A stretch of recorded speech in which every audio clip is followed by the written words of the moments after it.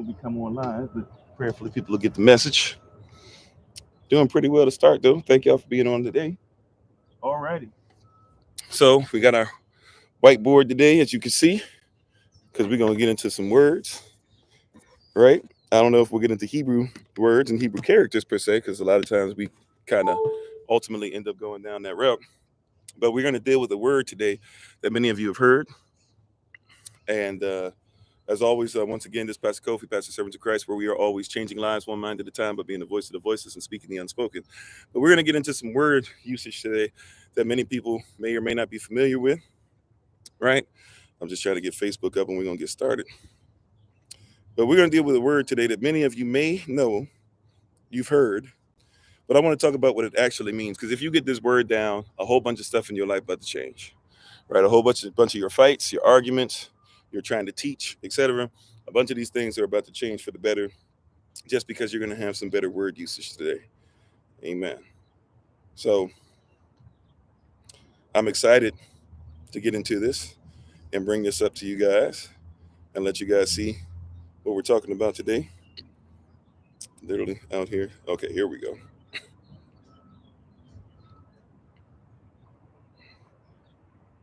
So prayerfully you guys are ready. Prayerfully your all hearts and minds are ready. Even if you disagree with us, by the way, feel free to disagree.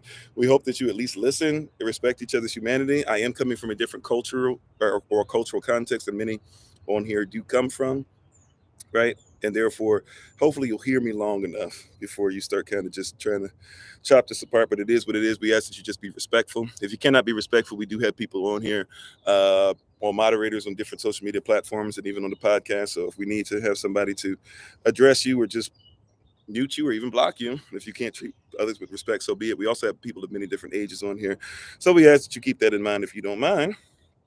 Alrighty. Okay, we're ready to go. Cool. Alrighty.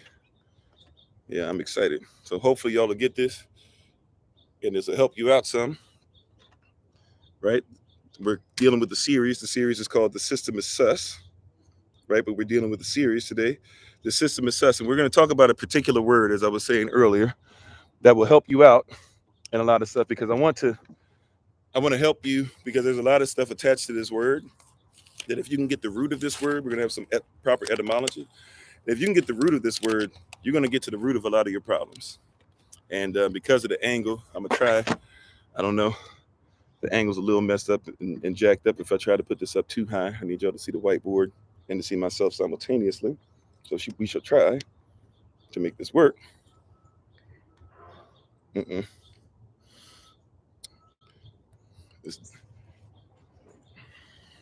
shall try to make this work. Let's see. Give me a second. I think we're all right.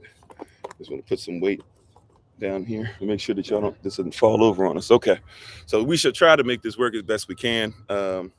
Also, too, since we don't have our normal setup, I don't know how much I'll be able to see you guys stuff in the chat. So shalom to everybody. Peace be upon everybody. We're thankful and grateful for everybody being on, whether you're joining us on YouTube, on Facebook, or TikTok.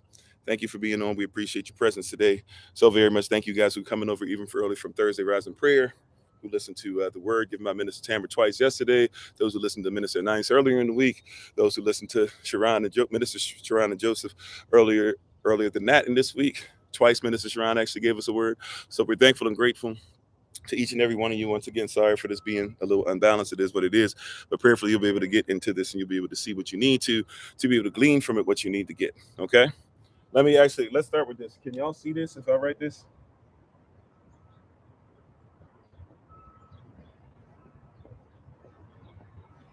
Can y'all see that all right? Can you read that? Yes, no, maybe so. On Facebook, I apologize. Y'all are going to come up backwards. I'm going to try and put this down. You can't even see the board right now. Can you guys read that on YouTube and TikTok? Okay. If you can't, let me know. They're very light. Yeah, I know. I got to get used to this new marker. It's not the exact kind of Sharpie I would like to use normally. It's not a fine point one. If you know what I'm saying. But anyways, If you're on Facebook, hopefully you can read it. It's going to be backwards if you're on Facebook. I do apologize for that. Okay, you can't read it? All right, well, I'm going to do my best.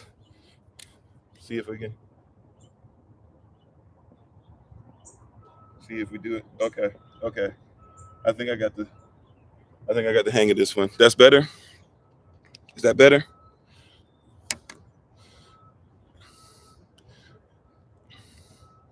Is that better now? I'll try to make sure it's like that as best I can, okay? That's better now? You can see my name? Yep, Kofi, Kofi. All right, okay, cool. All right, so the word we're going to deal with today to help, right? Remember, the name of this series is called This System is Sus. This system, what? This system is sus. When we talk about the world, the word cosmos meaning a system, right? When I say cosmos, right, I'm not talking about the top one. I'm talking about the one on the bottom, right? So when I say cosmos, I'm not talking about with a C. Cosmos with a C is telling us that it is the terraformer or the physical world, the physical universe, if you will, right? But cosmos with a K, when it says world, right, we're talking about a system. So when we say the system is sus, we're talking about two things connected, but we're talking about the things that manifest, that you're experiencing in the physical cosmos, they manifest from the spiritual cosmos. Some of you want to use the word energy. Energy is still physical, but if that's where you want to go, okay, right? But we're talking about, we're having an issue with a lot of physical manifestation.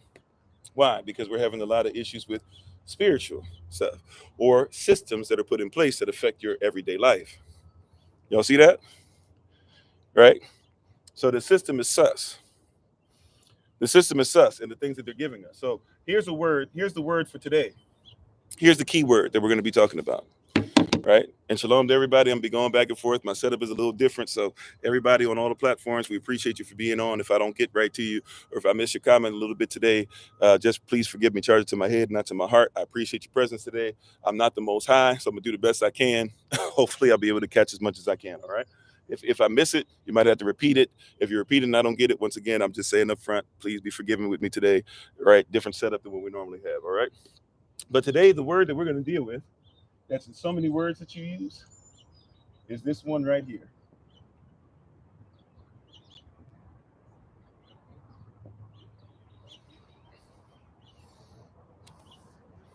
This word, media. Media. Now, if I were to ask you, what does this word mean? Most of you would well, let me just ask before we get deep into it. If I say this word media, what do you think this word means? See, because we come from a bad place on this, and so people are jacking us up when it comes to media or media. What does this word mean right here? Right. And once again, I apologize. I'm not going to catch as many comments, but I'm looking right now at the screen. Work with me if you want to. Go ahead. Y'all tell me on any other platforms, Facebook, YouTube, TikTok, right? What does the term media mean? Someone said lots of people. Okay. Information, the web. Okay. Okay. Right. What if I were to tell you that this word simply means, well, simply, we're going to do a working definition. How about that? Right. So in the working definition for this word, how about this? You ready? And I'm sorry, I missed some. Entertainment. Okay. Propaganda.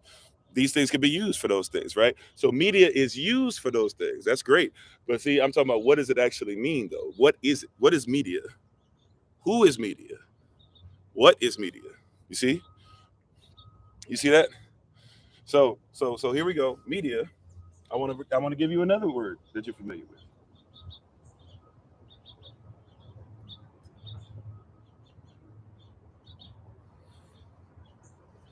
Something called medium. Mid the media. Now, what is media? Somebody would say in between short and tall, probably, right? All right. Let's look at another term that we're familiar with, though.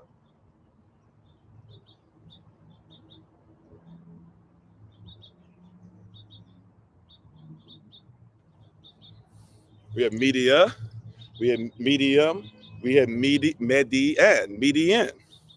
There's something about this MEDI. We got to figure out what this is. You see? right? So it can be right, but then we still have something else I want to give you. What if I were to just do this right here? Put this word up top because I ran out of. What if I were to say this word right here? Medical, medical, medicine, medicine, right? There's something going on with this MEDI, isn't there? Right? If they gave, if I'm looking for medicine, right? If I were looking for medicine, something's happening with this MEDI. If I'm looking to see what's medium, something's happening in between the tall and the short. If I'm looking for a median, something's happening in what they call average, right? When we deal with media, working definition for media is the source that elites use to give you news, to give you information. If we can make it simple today, media is the source that the elite use to give you information. It is they are the go-between. The haves tell the have-nots his story instead of their story by using media, right? It is a go-between. That's why sometimes even a witch could be considered to be a medium, right? This is why some people, when you go to get your palm read, you're going to a medium, right? And the problem is not media, the term. The problem is what governs your media. See, in the kingdom, we should have something that governs our media. Our media should be people who are qualified by the elite, the king of kings, to be able to give you what you're supposed to have. Our people should have information that's coming to you based off of what it is that we're saying, right? Your medicine is supposed to be the go-between. So if you have a medic in your community, your medic should be somebody that's in the natural medicine. Why is it that your medic is not in the natural medicine? You have to ask yourself these questions, right? So when you're dealing with media, a lot of people are dealing with the mindset of this nowadays, and they've messed up your mindset. A lot of you deal in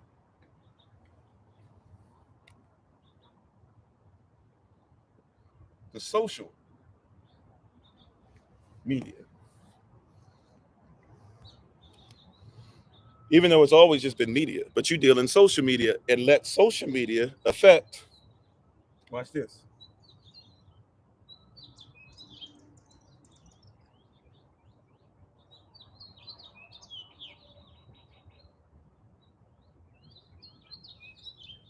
So a lot of y'all are into social media, but you're not into diasporal media, or you're not into tribal media, or you're not into kingdom media, or you're not into media that's about your people, that comes from your people. You're in the media that comes from everybody else. You see that? So a lot of you go on social media, but whose society is it? See, what we really want is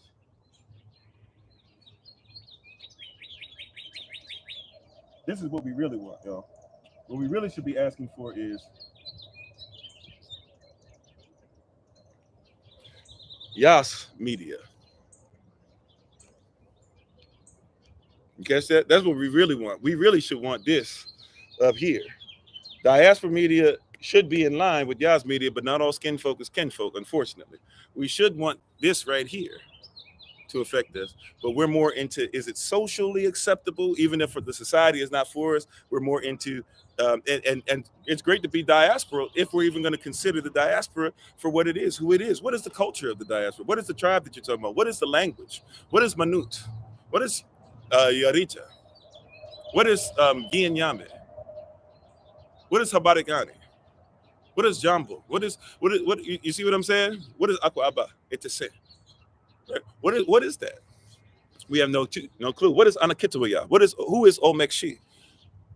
See, whoever you're being social with is going to determine who you go to for your media. Once again, what is the media? The media is a go-between. The media is a go-between. So watch this. Watch this.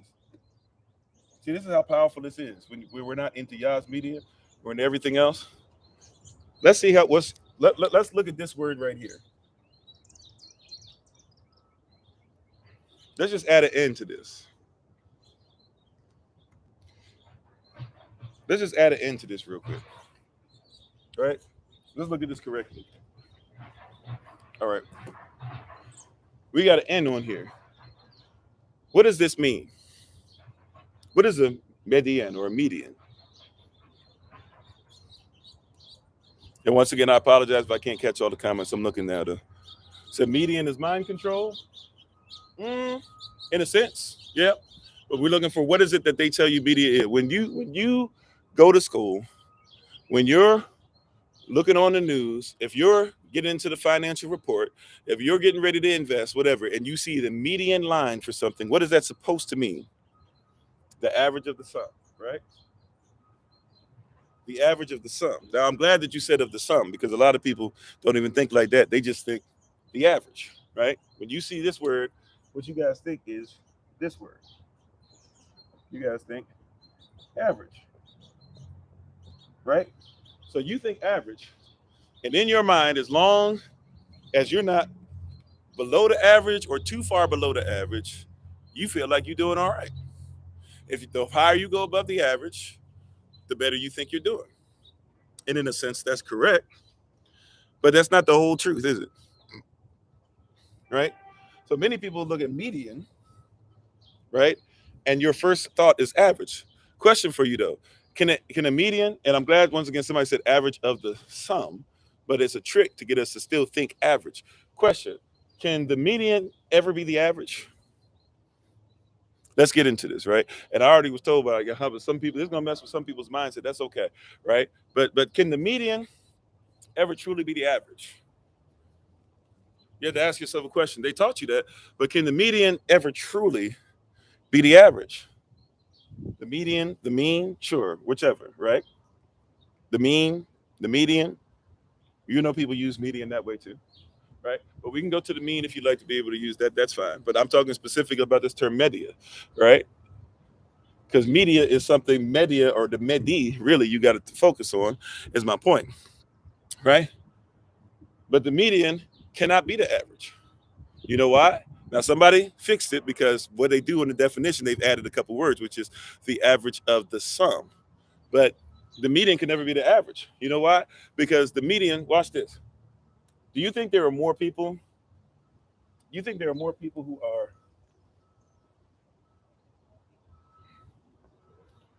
are billionaires, or more people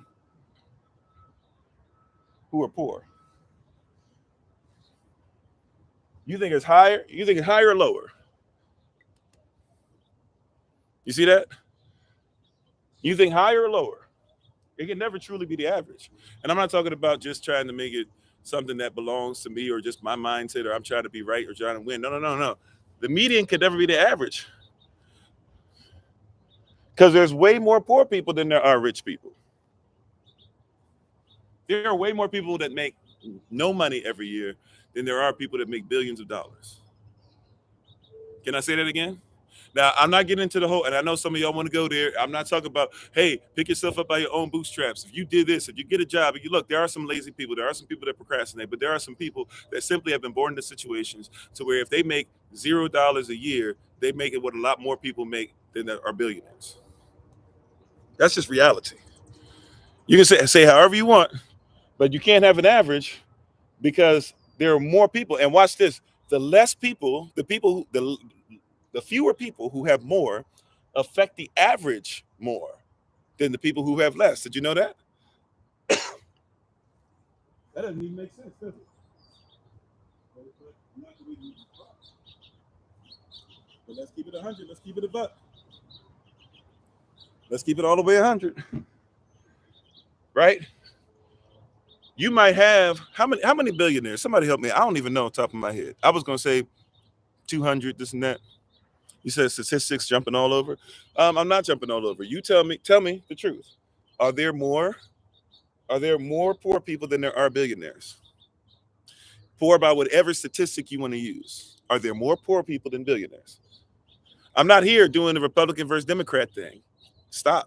I could care less about that. Look, you're dealing with somebody that doesn't have to work a 9 to 5 anymore. Right? That's not my concern. That's not what I'm talking about. So get out of the Republican versus Democrat thing. See, I knew. Yahweh told me already. People weren't going to catch this because you so into stuff. This is why they got you tripping. See, you doing Republican Democrat so much, y'all are always meeting in the average, in between. You were average folk dealing with average concepts. Get out of the average and get into the real deal. Roll with me today. Okay? Do you think, once again, simple question. Are there more billionaires or are there more poor people? We know the answer. Stop dancing around it. You said there's 2,640 billionaires. Okay, cool. Now look up for me real quick. Thank you for that. Now let's look up how many people are considered to be poor. By whatever statistic you want to use, look up how many people are considered to be poor. Because I promise you, I could probably just go to the city of Detroit and tell you there's more than 2,640. I could probably just go to DC, South Side, or South Side, Southeast, and probably tell you, come up with more than 2,640. I can probably go to Chicago, and that's just in America. Do we want to go to third world countries? Oh, by the way, United States of America has third world stuff in it too, so we could probably go there for white and black folk. We could probably go to Haiti easy, where people are like cooking mud cookies because they don't have any nutrients that come out of food, even the food that that's forced upon them by the Red Cross and the Clinton administration.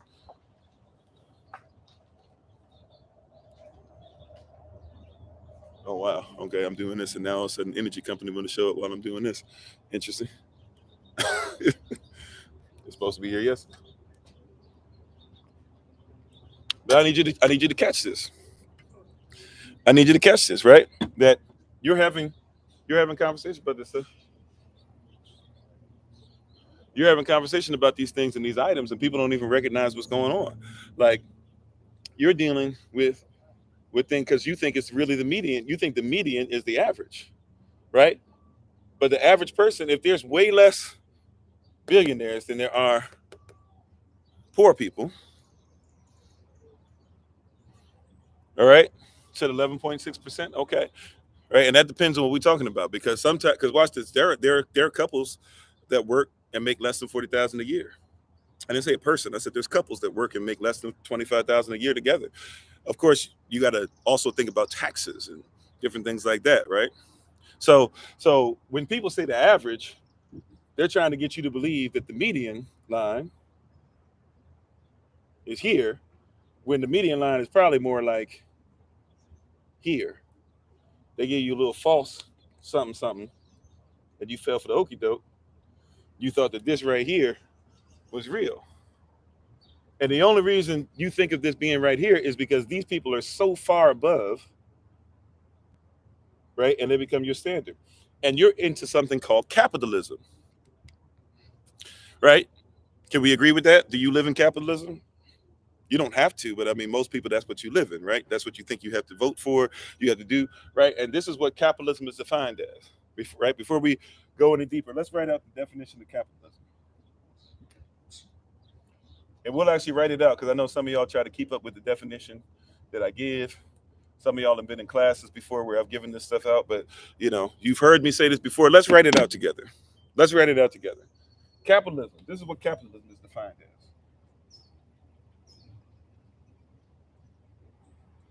And I'm going to have to write it somewhat small because it's kind of a long definition. Capitalism is defined as a system. And we got to start here. It's a system. You know why? Anybody know why it's a system? Plain as day, as far as etymology.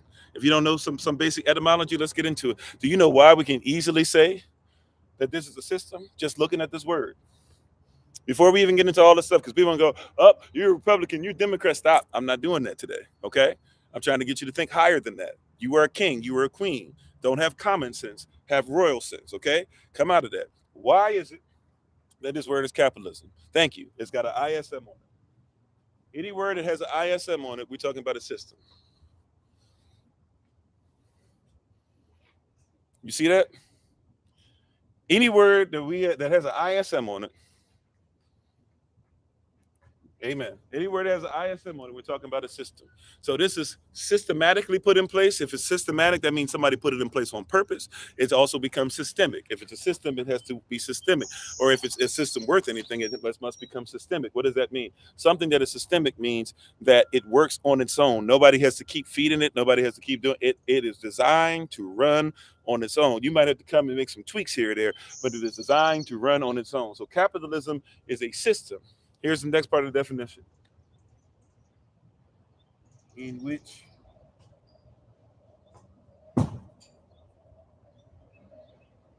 politics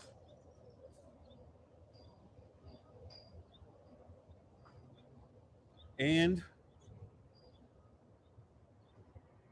economics are used.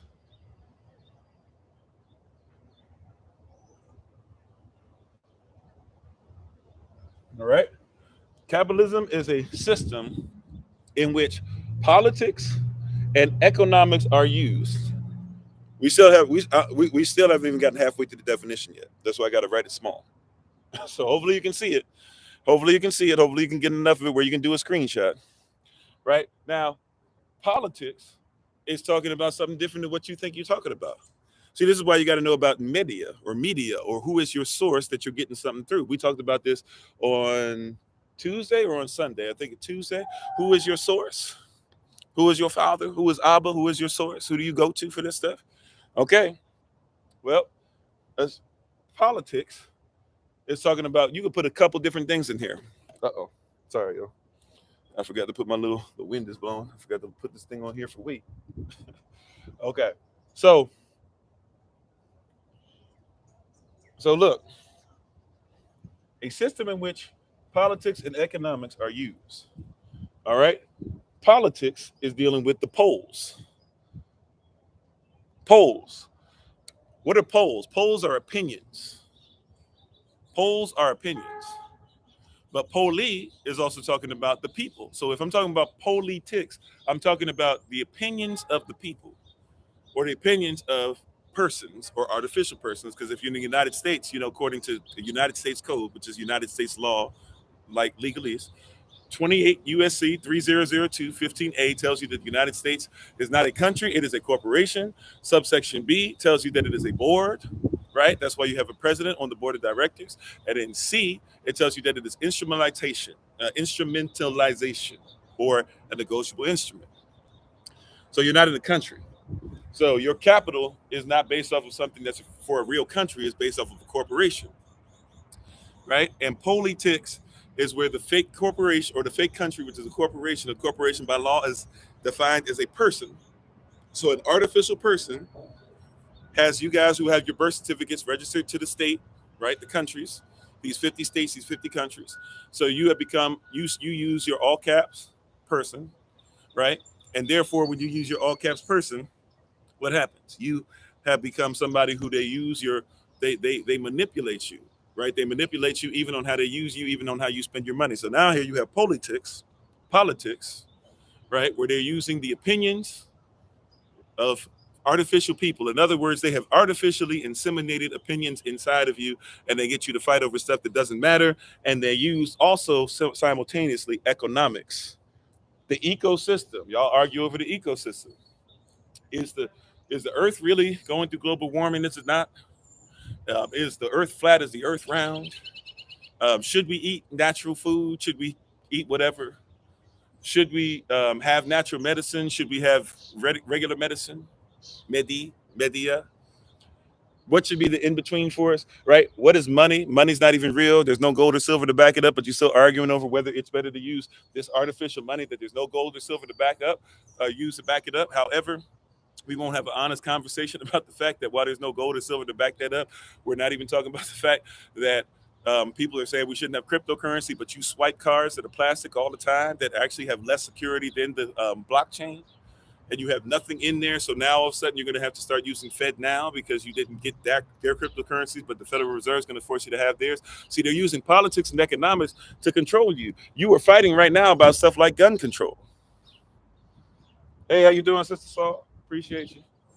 You're fighting about things now like gun control, media, a medium, witchcraft. There's a medium going on. There's media. They are controlling and manipulating the whole conversation that you're having. You're arguing over Republican versus Democrat. They both eat together, right? You guys know that, right? After you finish on C-SPAN and all that, go downstairs with them if you ever get a chance. I've done this before, right? Got a father that works in that industry still, right?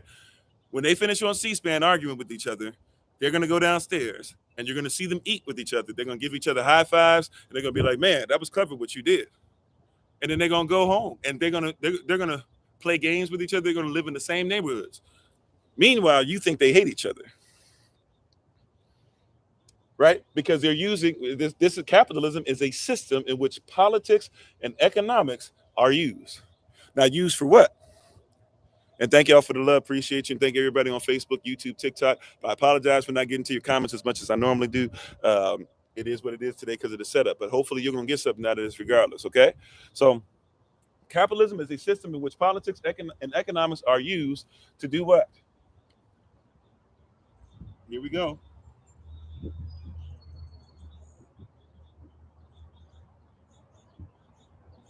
And by the way, you can Google this right now if you think that I'm making something up. I am adding a couple more words so that you get the gist of it, but you can look up the definition for yourself, see if I'm making something up or see if I'm giving you facts. Because I don't want to give you context without facts. I don't want to give you facts without context. This is not about trying to be right. This is about trying to be righteous. So capitalism is a system in which politics and economics are used to control trade and industry.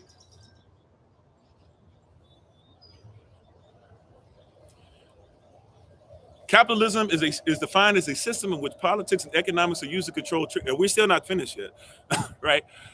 Capitalism is a system in which politics and economics are used to control trade and industry, right? Trade and industry. What is trade and what is industry? If they're controlling your trade and industry, what are they doing? The system is sus. And you're listening to the media, not even realizing what the media is supposed to be doing to you, right? What is trade and industry?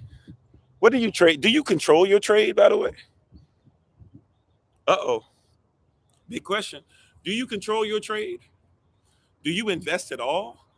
Do you know what you should or should not trade? I mean, some people trade their soul. That might be a little too esoteric for some, right? But if you sign stuff on the dotted line, you trade a lot. Some of you trade your natural man all day, every day to make sure that you can live in your straw man. If you don't believe so, we've been saying this for a little while now. Look on your check. And when you go to the check where it says there's a line that you signed in the bottom right-hand corner, it says MP next to it. You know why? Because it's not a line that you're signing on. It's words that are in microprint. You have to get something to magnify what that line that you think it is a line says. And when you look at it, it will say authorized signature. Some banks vary on what they say, but most will say authorized signature. That means that when you sign with an uppercase in your name, and the lowercase letters for the first name, and uppercase at the beginning, and lowercase for the rest for the last name, when you do that, it means that literally you're saying that all caps name in the left-hand corner, the top left-hand corner, what you're saying is that everything that's up there, right, which is your artificial person, has been given authority by your natural person. This is law. This is common law, right? This is common law. They're saying that you have given the government the ability to be able to do with that whatever they want. And so you're allowing, in other words, for them to use a fake person, a fake version of you on your birth certificate that's registered with the corporation or what you call the country, or the state, really, the state, because the state is the real country. So you register with your state. That's why you got a state on your birth certificate. Every state is a country. Look it up. Once again, 28 USC 3002-15A, the United States is not a country, it is a corporation, which means that every state is a country. There are 50 countries that have come together and have allowed, to a certain degree, because every state can veto certain things that they don't feel like dealing with, but they have allowed to a certain extent the federal government, right, that has no power outside of what you allow. They have allowed the federal government to be able to seep in and tell them to do this and that every once in a while. This is why some of you don't get it. Those of you who are anti-abortion, and I'm one of them, but this is not for us to argue, but I'm just saying, those of you who are anti-abortion, once the Supreme Court made their decision, you were jumping up and down. And those of you who were pro-abortion, once the Supreme Court made their decision, you were terrible and stomping all around, right? Terribly stomping all around. But guess what? It doesn't matter, because if you were in a state that was anti-abortion, you were already anti-abortion before they passed the law. And if you're in a state that's pro-abortion, guess what? You're still pro-abortion. They didn't change anything, right? But they use what? Politics and economics are used to control trade and industry, the way that you work and the businesses that you have and the things that you sell yourself out to are based off of politics and economics. They controlling the game. They controlling the game. You spend all that time. Y'all, fam, you spent all that time studying it and grinding and saying once this black woman gets in, she gonna change this, and once the Hispanic woman got in, she was gonna change this, and once this person got in, and once that, and I'm so glad, and they're not supposed to work for you. They make the same, or at least the beginning of it is the same oath that those of us who joined the military had to make. When you raise your right hand, this is what you said: I will support and defend. Let me not put my right hand up because I don't do it anymore. But you said, I will support and defend the Constitution of the United States, that's the corporation, against all enemies, both foreign, that means if they're not living here, and domestic, that means if they're living here too. If they are not working for you, they're working for the ones who have the most capital. You can be mad at it all you want, but I'm not here to talk Republican, Democrat. I'm not here to talk an American. If you want to talk the original American, okay. But if you're talking about the American that's here today, I'm not an American. And I got sense enough to know it. Malcolm X taught me that. He said, I'm not a Republican, I'm not a Democrat, and I'm not even an American. He said, I got sense enough to know it. He said, if you're going to call me, just because I go to a diner, right? If you don't let me dine, it doesn't matter if I'm in a diner. It doesn't matter if everybody else is in a diner. It doesn't matter if I paid money for it. Doesn't matter if somebody paved the way for me to get into the diner. If you don't let me dine, by definition, I'm not a diner. And that works for you no matter what your skin color is, by the way, because somebody coming on here talking all this stuff. I don't care what your skin color is. If they ain't letting you dine, then this ain't working for you. Hallelujah. Come on, somebody. Hallelujah, right? If they're not letting you dine, then this ain't working for you. So now you got to ask yourself the question, why are you still participating? We coming for their head today. Come on, Ravakakudash. We coming for their head today. If you ain't eating, then why are you still sitting at the table? Right? Like, look, I'm a pretty nice dude. You can see I'm pretty, well, maybe you can't tell. I'm 6'5.5", pretty big guy. Right? Pretty big guy, right? 6'5.5". If somebody invite me over, look, I don't eat but one time a day, but when it's time to eat, it's time to eat. You know what I'm saying? Like for me, when it's time to eat, it's time to eat. Okay. So if I'm sitting there at the table, 1 hour pass. Okay, cool. 2 hour pass. Great conversation. 3 hours pass. About the fourth hour, probably before then, to be honest with you. But about the fourth hour, if I'm not eating, I got to start asking myself, what's going on here?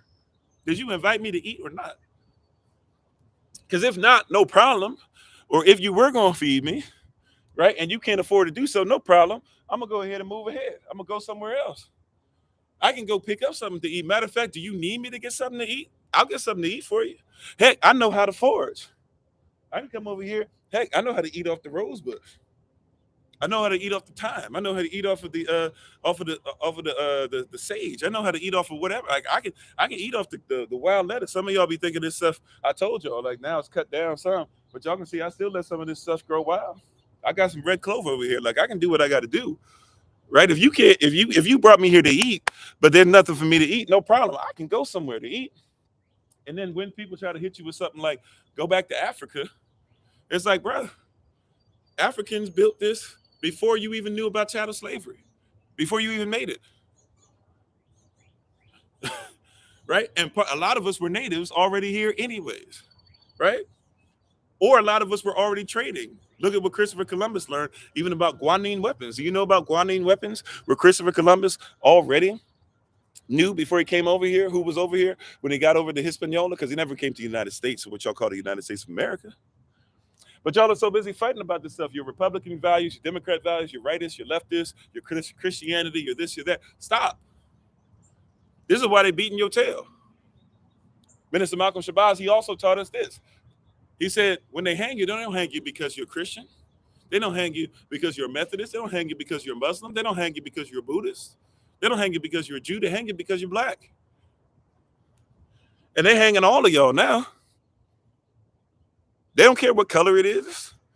They got you dealing with that stuff because they put that in there. But the people at the top, They look at white trash the same way they look at black trash, or Moorish trash, or Irish trash, or Scottish trash, or Russian trash, or, and by the way, I'm not saying you're trash. I'm just trying to get you to see, or Ashkenazi trash, or this and that. They don't make distinctions. If you're not on their level, you're not on their level. They don't care. I didn't say that's how I value. I'm telling you that's how capitalism does. Because capitalism is a system in which politics and economics are used to control trade and industry. On period, right? Right? To control trade and industry. But we ain't finished yet. Why? Because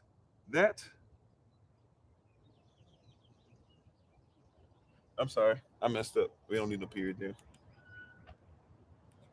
It's a long definition, but it's one you need. You need to know this. Well, trade and industry used by owners of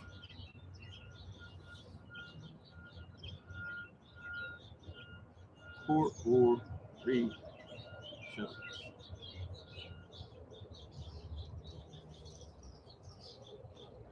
which is used by owners of corporations. Matter of fact, I don't like that. I can't let that S just sit there like that. My bad, Joe.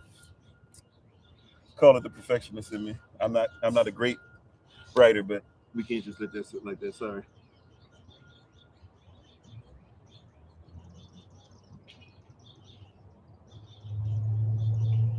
Okay. Capitalism is defined as a system in which politics and economics are used to control trade and industry by owners of private corporations. And that's not even the end of it yet. We got one last part. 4 more words we're going to add to that. But it's used by owners. Actually, I didn't even finish that part. Owners of corporations for profit.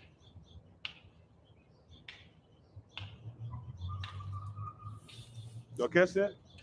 Capitalism is defined as a system in which politics and economics are used to control trade and industry. That trade and industry is wielded by owners of private corporations for profit. Capitalism is a system defined in which politics and economics are used to control trade and industry. That trade and industry is wielded by owners of private corporations for profit. Now, the United States, by definition, once again, is a corporation. I'll write it in a second. I'll write it on the whiteboard, the exact United States code that you can go look for, so you can read it for yourself. But the United States is not a country by their own admission, by their own law. I'm going to show you the code. Right? If you never heard this stuff before, y'all be thinking people make this stuff up. And stop talking about sovereign citizens, because you're either citizen or you're sovereign. If you're a U.S. citizen, you are not a sovereign. If you're a U.S. citizen, you're in the public. If you're sovereign, you're private. That's all we're talking about. So when you hear somebody say sovereign citizen, stop listening to that teaching. If you hear somebody on the news or the media telling you about sovereign citizens, they are lying to you. You cannot be a sovereign and be a citizen. You cannot be a citizen and be a sovereign.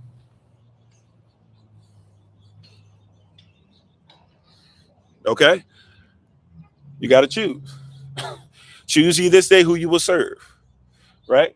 So capitalism is defined as a system in which politics and economics, you said, what's the alternative? The alternative is to live free. What's the other option mean? But anyway, capitalism is a system in which politics and economics are used to control trade and industry, used by owners of corporations for profit. So corporations have owners, correct? Now I'm going to show you, because people still don't believe me, so just give me a little bit of time. Hang in there, roll with this. I'm going to give you the code that you can look up for yourself, right? 28 USC 3000215A and B and subsection A, subsection B, and subsection C. I'll give you that code for you to be able to read in a second, right? I'll write it out on the whiteboard because some of y'all still don't believe, right? But hear what I'm saying. When I show it to you, some of you might believe me already, but when I show it to you, if the United States is a corporation, and the corporation is considered to be a person. Why is a corporation considered to be an artificial person? Because the corporation is owned by an actual person. The corporation is owned by a real person. If you get an LLC, if you get a trust, you are a real person saying, I'm going to put a straw man in place or a corporation in place so that if something happens legally, I won't have to deal with it, but my straw man can take that on. Or if somebody comes for me and they take my stuff, they can take what's mine, but they can't take what belongs to this artificial person, because the artificial person, although it's artificial, it still is under ownership of a real person. Question though, if you were at your birth had a birth certificate in all caps straw man that was given to the government and you registered with them, then who owns your corporation? Who owns your birth certificate?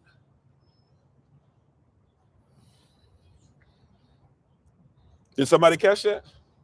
Who owns your birth certificate? People think we're making this up. Who owns your birth certificate? This is why you got to know law. I don't care. See, that you got to be spiritual when it comes to law for sure.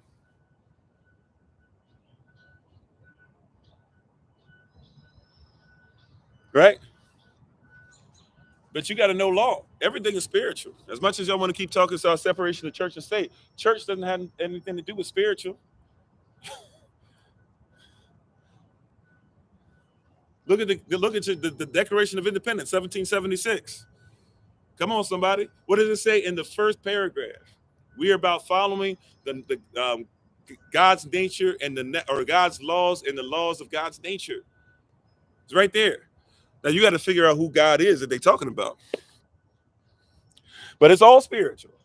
Whether you're talking about demonic stuff or you're talking about righteous stuff. But you're talking about hell or heaven. And by the way, hell and heaven aren't necessarily a place that you have to wait to be able to see. Because some of y'all are living through hell every day, working or having to toil for who it is that you toil all day, every day, sometimes twice a day, sometimes 2 jobs every day. Don't get a day off, living in hell, but saying, I'm willing to go through hell so my children will not have to experience hell. But why don't you go ahead and experience heaven so your children will never have to experience heaven? Because see, if you pass in generational curses, that could be a curse too. Oh, somebody don't want to go there. See, we're talking about the media. The media is the go-between. It's the thing that's paying. Your money is media. By definition, media is the go-between. Currency is an agreed upon thing. The only reason you think the dollar has any value is because you agree to use the dollar. The second that y'all say the dollar don't mean nothing, it's the second it's no longer currency. Come on, somebody. Come on, somebody. Like the second you say that land is more important than money, then you'll start getting land. Somebody says it's not that simple. Yeah, it is. Some of you save money in a savings account and don't realize that you lose money in a savings account. Because somebody taught you, forgive me if the babies are on. I don't think I'm cursing. But if you want the babies to go away, I'm going to give y'all 10 seconds, let the babies go somewhere, or tell them to take the headphones off or whatever they do. I know we got a lot of different people that listen, right? So hear what I'm saying? They might need to, I don't know. They might not want to hear it this way. I don't want to be a bad example. But I need you to hear it. Some of y'all need to hear it the way I'm about to say it. Okay? You were taught, let me do this. 5, 4, 3, 2, 1. All right, here we go. When it comes to economics, they did a piss poor job teaching you. I don't know if some of y'all consider that offensive language or not. That's why I asked if you need the babies to go. They can come back now, but I need you to know they did a piss poor job educating you. They peed on that education. Right? Like you were not educated to make profit. You were educated to be owned. You were educated to be owned. You hear what I'm saying? And this is for educational purposes only. Amen. Right? But you were taught to be owned at school. At school, did they teach you how to write a check? People don't even use checks no more. At school, did they ever teach you how to start your own business? Those of you who are business majors, did you ever learn anything about UCC 1-308? Some of y'all are lawyers and don't know about UCC 1-308 for real. Like let's talk about this, right? In school, did they ever tell you about UCC 3-6602, UCC 3-603, UCC 3-604? All of them basically saying what a payment actually is, what a tender of payment actually is, and what a sorry, I'm forgetting the last one. But if you need to cancel a payment or you need to cancel a contract, Did they tell you any of that? But you went to school to be a business major. You hear what I'm saying? You went to school to be a business major and they didn't tell you this. Something up. The system is sus. They taught you to be a slave to the corporation. And they trade you, and you don't even realize you are the industry. You working on the plantation, they trade you still. The owners trade you from corporation to corporation, and you don't even know that the politics are things that they do to make you assume that you have some responsibility, but you have no responsibility or accountability because you bow down to a system that doesn't even teach you about economics, and they do all of this because the bottom line is they profit. Come on, somebody, right? Whether you like this or not, I'm trying to tell you, you don't have to consider me to be a prophet right now, but you dang sure better make sure you start watching out for your profit. You hear what I'm saying, right? Like they're doing all that because they make money. Once again, you remember what we started off with? There's no such real thing as the median line, or at least what you think the median line is. It cannot be. Why? Because the people who actually make the most money that affect the median, they're up way higher than you and I are. So when you look at the median line, right? It can't be real. It can't be the average. It can't be the average. We'll bring that up in a little bit too. Some of y'all might have missed that at the beginning. But see, you're thinking that the median is the average. It can't be the average because there's fewer billionaires. Somebody looked it up and said it was like 2,460 something or something like that. So if there's, let's just say 2,500. If there's 2,500 billionaires, there are way more than 2,500 poor people in your city, in your county right now. There's 2,500 people in your city probably, depending on what city you're in. Bro, depending on what city. Let's do this. There are more than 2,500 homeless people in your county right now. Some of them are homeless, or at least this close to being homeless, but they get to sleep on somebody's couch right now. But there's 2,500 people. If you go to, look, I was one of them. You go to Washington, D.C., go to Washington, D.C. Go to Washington, D.C. I promise you there's more than 2,500. They might be dressed better than what you think a homeless person be dressed at, but I promise you there's 2,500 of them. Promise you. Right? Go to, you know what, one of the worst places I went? They don't want to even tell you stuff like this.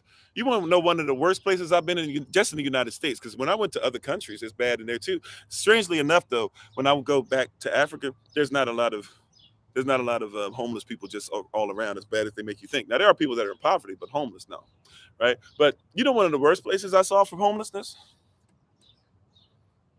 One of the worst places I saw for homeless people is Colorado. Denver, Colorado. Denver, Colorado. You wouldn't even expect that because all you hear about Denver, you think that it's just people out there in nice homes and everything's rich and the Denver Broncos, the Denver Nuggets, this and that. Denver, Colorado was one of the worst places for people being homeless. And in Denver, they don't even like you helping them. Like my wife and I, when we went there and we saw homeless people, we were actually, we weren't on vacation. We were actually going there to learn something. We were actually going to an event. Tony Robbins, some other people were going to speak. And so at the time, that's what we were on.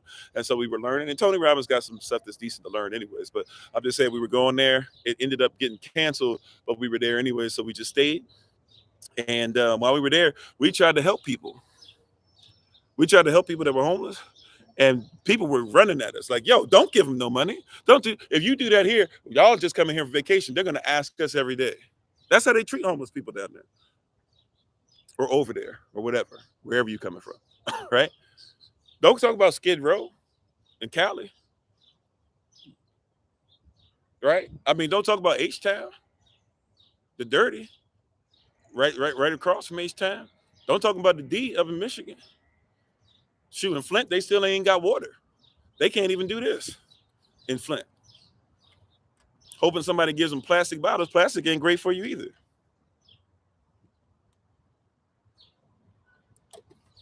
You say you wonder why? Well, what about all the people who are homeless who don't look like me? But hear what I'm saying. See, before somebody makes a Republican Democrat, come off your nonsense. Come off your nonsense. That's why y'all can't help anybody. And that's why your system is doomed to continue to fail.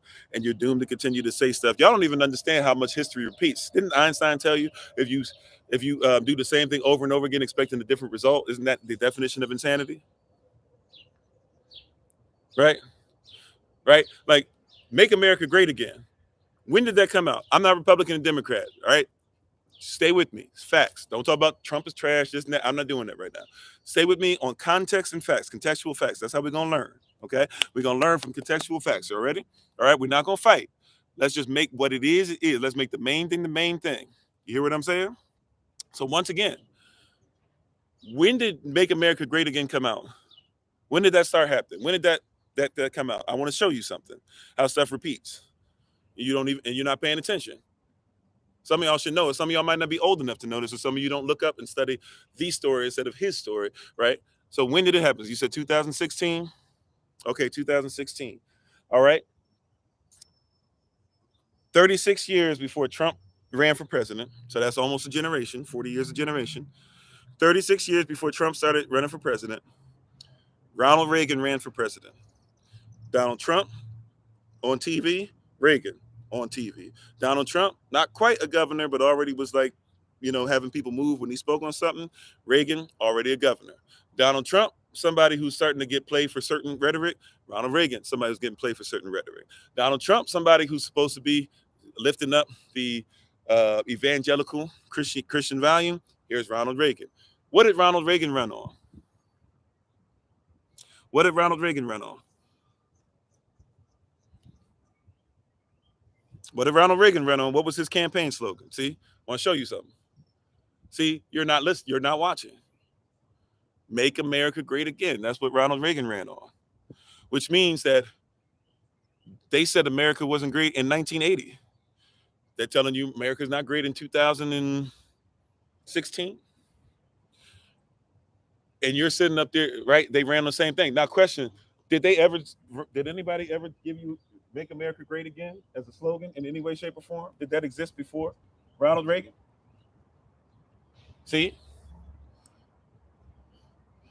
Uh-oh. Can you see the problem? Can you see the problem? Can you see it?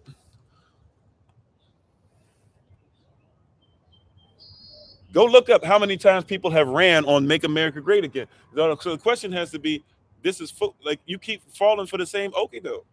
Do you believe that every 40 years you have to come through? See, this is why you guys like movies like The Purge. These people came and promised you something, didn't give you what they promised. By the way, Bill Clinton. Let's go past partisan lines. Let's be bipartisan in this. Y'all ready for this? Let's be bipartisan. I like y'all talk about bipartisanship. I'm not even in the voting stuff, but y'all talk about bipartisanship. Let's be bipartisan this rising. All right, I'm on. Let's take this to a real level. Let's be bipartisan. Okay, you ready for this? Watch this. The war on drugs. The war on drugs. And we could go way back with the war on drugs. Because we're to the war on drugs, you can go back to. Matter of fact, let's go way back. We got time. Actually, before we do that, let's finish this. Definition. Can we vote on this? Let's finish this definition. We only got 4 more words. You ready? So, capitalism is a system in which politics and economics are used to control trade and industry, used by owners of corporations for profit.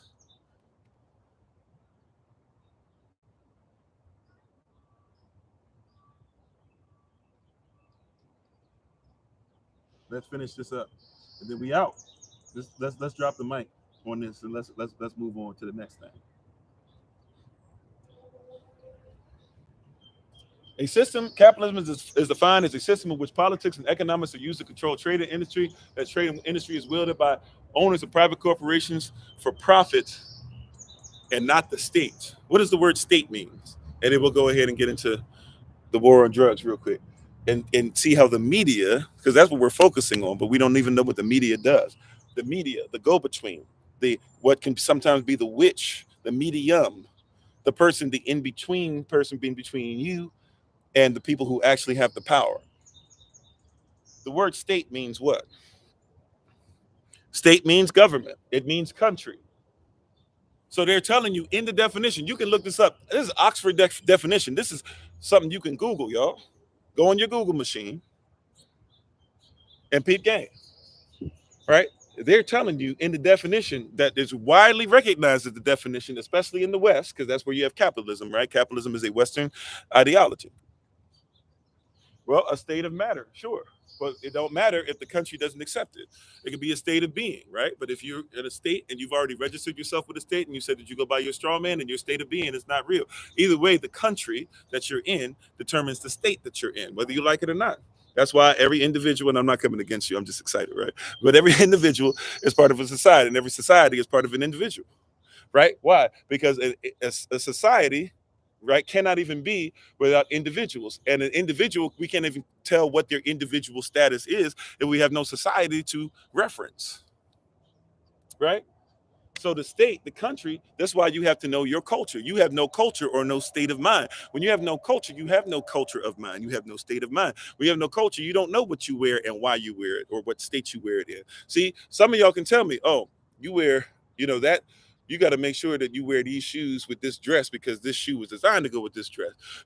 Some of y'all don't wear Nike shoes and Adidas pants and an Under Armour shirt because y'all think it's whack, right? Y'all say it's got to be Under Armour everything because the culture demands it, right? Some of y'all, if you say it's a culture of hip hop, your hat goes this way, or if you're gonna wear a snapback, it's got to do this, be this, or whatever, right? Some of y'all wear, right, because the culture that you're in comes out of the state that you're in, right? The state of the people that you're in is what you're dealing with, right? So, but see, you got to recognize if you're still living by the owner of the corporation telling you what to do in your politics and your economics, and he trades you because you are his industry, and you're willing to trade your real self to make sure he grows in this industry so he can profit. You don't even realize he's in control, right? The owner of the corporation is in control, not the state, not the government. This is why your voting doesn't matter, because whoever gets voted in, they have to make sure that they pay their debt to society. You think that only prisoners pay debt to society. They use that term because it's a capitalistic term. In capitalism, you must pay a debt. Now, who's in debt? Who is considered to be in debt?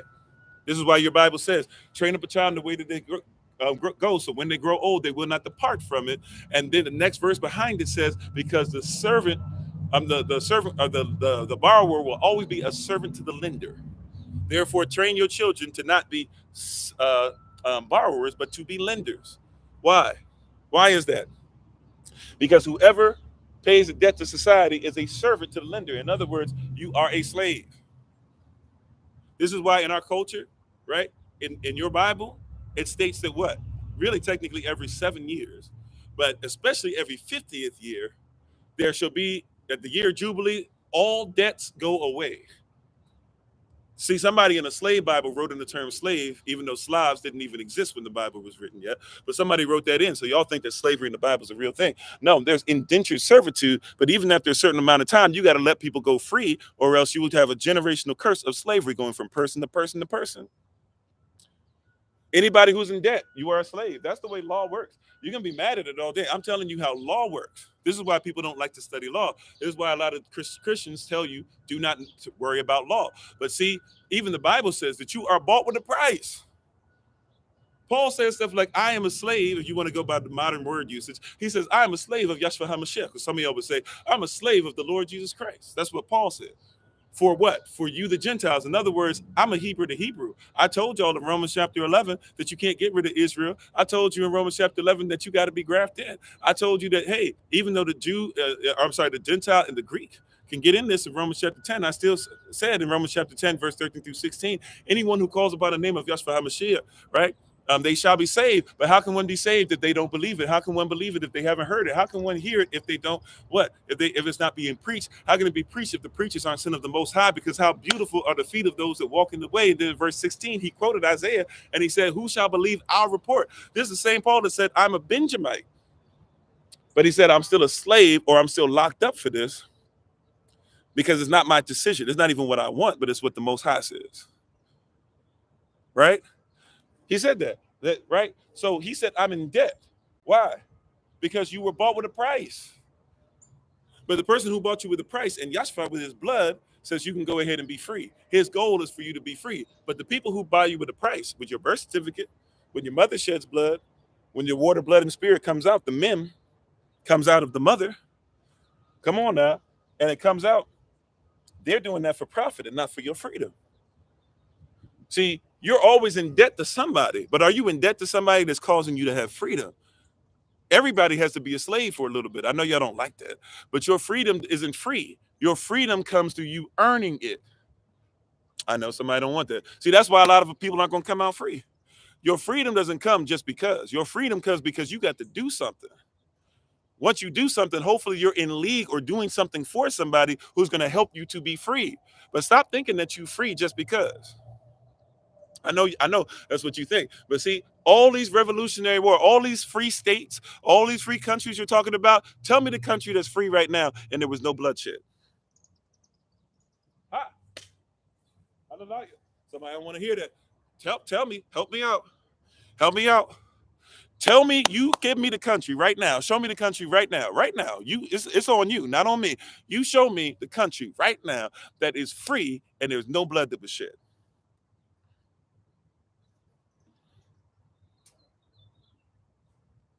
I'll wait. Salah.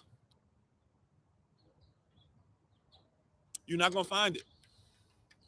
You're not gonna find it. You're not gonna find it. And you will die for a country that won't make you free. You got to ask yourself, by the way, once again, we just told you it's not even really a country. I'm going to write out for you where you can go look for it online for yourself so you can make sure you can verify the words that I speak because I got receipts. I'm not just randomly speaking here. I'm not just randomly speaking, right? But capitalism is defined. You can look this definition up. Capitalism, I added a couple words to make it more plain to you, but look this up for yourself. See if I'm lying. Capitalism is defined as a system in which politics and economics are used to control trade and industry. That's used by owners of corporations for profit and not the state. The state is a country. That's why a lot of you are looking for reparations and you're not getting it. Number one, because you're trying your best to make yourself persons or artificial persons, but you're not a people. If my people who are called by my name, important reference point, you are a chosen generation, you are a royal priesthood, you are a holy nation, and you are a peculiar people. Important reference points. Why are they using the term people? The people of New York, the people of Canada, the people of the Republic of China. China's a republic just like you're a republic. You're not a democracy. You're a republic, right? Why is it the people of? Because the word people is defined as a nation. If you are not a nation, you are not a people. You think that you think that a person and then another person and another person enough times becomes a people. But that's the plurality, right? Or the plural term that we would use to make the word person plural. We would call that persons. But if you're not a nation, you're not a people. You're not a state. Now, artificial people are a state, though. So they say the state of New York, and they're talking about your birth certificate. They're not talking about the real you. They're talking about this weird, nonsensical, altered, modified version of you. And you keep going with it. Even your currency. On your currency is something called an oath. What is an oath by definition? See, you don't want to know what an oath is. You think that this thing is not spiritual. You are under attack. We wrestle not against flesh and blood, but against principalities. We're not wrestling against your Republican Democrat thing. What is an oath? What is the oath? You said it all changes. You're the ones that's writing it. Well, then people need to stop doing a poor job of writing it, right? But there's some stuff that existed before you wrote it that we could easily go off of. We don't have to rewrite. We don't have to recreate the wheel. The wheel exists, right? What is an oath? What is an oath? Come on, somebody. I know we got some class members on here. What is an oath? We just talked about this anyways. Last couple times we've been on the live session. What is an oath? When you make an oath, what is an oath? Tell me. Help me out. Because you don't know what it is. An oath is a promise to a deity or a promise to God. And I'm not talking about just something I made up. I'm talking about look up the legal definition of oath. Look up the legal definition of oath. Look up what Harvard says when they teach their students. Okay? Look up the legal definition. Look up whatever law university you want to go to.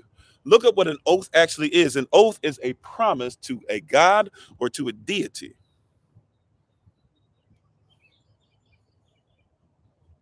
People don't believe this stuff. Look it up, right? Look it up. A legal definition. Not what you want it to be, not what somebody told you, not what you thought. Not no. It's an oath, is to a deity.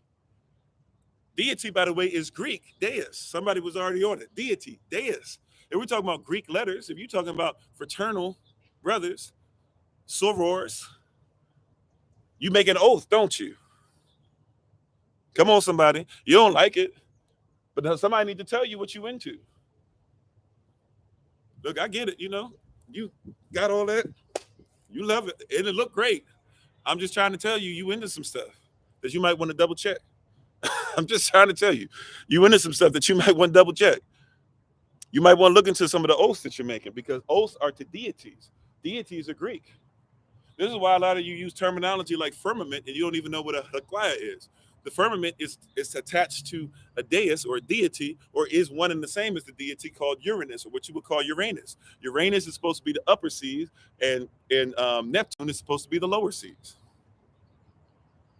They were both born from Gaia. Gaia is supposed to be the Big Bang. And Gaia had sex with her own son, Uranus, or firmament, and they gave birth to the Titans and all the other things that eventually start turning to gods, and then the gods eventually, or the deus, the deities eventually made you. You're into Greek stuff. So when you make an oath, now what's an oath what's an oath that you use every day? What's an oath that's on your money? They're doing this for profit, and they control the government by this. The government's not in control of the prisons. Stop it. The government's not in control of the law. Stop it. There's laws on the books that say that Congress can't even come to conclusions on law unless they have people representing corporations there. That's why you have lobbyists. Whoever pays the most money, capital, whoever gives the most capital, they get to tell the president of the corporation what to do. That's how that works. Yep, it's in your money. And God we trust. That's an oath. Every time that you pull that fiat cash out, that, by the way, has no gold or silver to back it up, so once again, it's artificial anyways, but you're making a very real promise to an artificial being. We would call it idolatry. Which God do we trust? A very important thing. But even God can be whatever you want. That's why Elohim and God are not the same. But everybody loves to talk about God, but nobody likes to talk about Elohim. Have you ever noticed that? We have therefore put his name in vain. This system has put his name in vain because Elohim is not in this. But God is. Because in him, right? In him do you trust. That's who your God is. That's why y'all are listening to Bill Gates about media. We're talking about media today. That's why you're listening to Bill Gates about media or medical stuff. And he has no clue. But it doesn't matter. Why? Because he makes more money than you. So in your eyes, he's an owner. He's a God.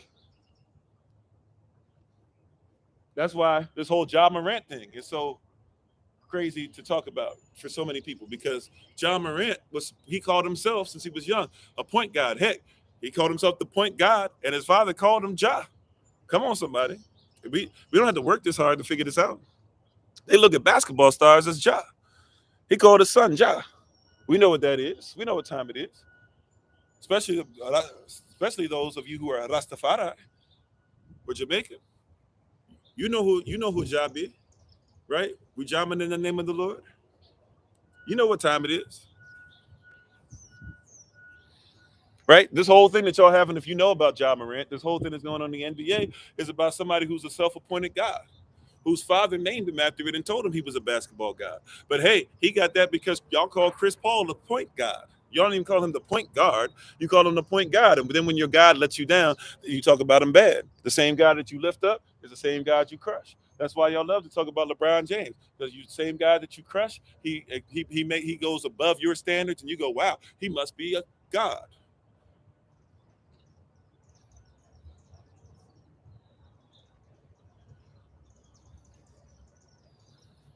Come on, somebody. They don't like this today, Holy Spirit. But y'all gonna get a spoonful. Y'all gonna get a heaping spoonful of this. You gonna get a to-go plate if you want. Right? Capitalism is a system in which politics and economics are used to control trade and industry. That trade and industry is wielded by by owners of private corporations for profit and not the state. You got it? 10, 9, if you need a screenshot, 8, 7, 6, 5, 4, 3, 2, 1. It's over. All right. I had it up there long enough. I apologize if you're coming in new. We got these recorded. If you need the recording, go check out our on our forgive me, what's the one I'm looking for on our go to our main page if you're on TikTok, and you can click on our link tree. You'll see something there that says hashtag find Kofi. Click on that. That's the YouTube channel. All right. If you need something to be able to look at the recording, you can feel free to find it on the recording there. Okay. So, but we're having a big issue. What are we talking about again today? We're trying to talk about media.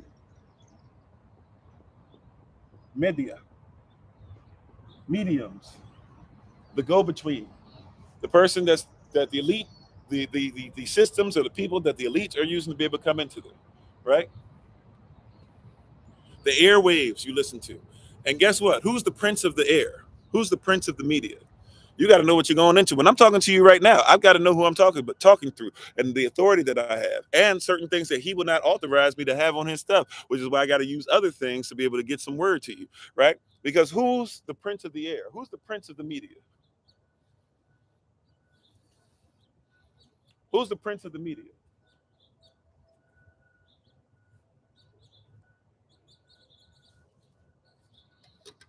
Come on, somebody. Who's the prince of the media? Hasatan, the devil. He's the prince of the air, the prince of the airwaves. So we're using airwaves to get this message out to people today. He's the prince of that. Don't forget it. Now, he's not the king. He is the prince, though. He's allowed to have authority. And you got to see what authority he's allowed to have. Therefore, if he has certain authorities, that means there's certain things that are going on. You got to realize there's certain things that he wants to happen. And you got to ask yourself if you're down for that. Right? Now, real quick, I don't want to break my promise. So very quickly, thank you, Holy Spirit, for the reminder. Let's make sure that we give you this. Remember, I was telling you that the United States is a corporation? And people don't believe you when you say stuff, and then they won't look stuff up for themselves. So let me make it really easy for you.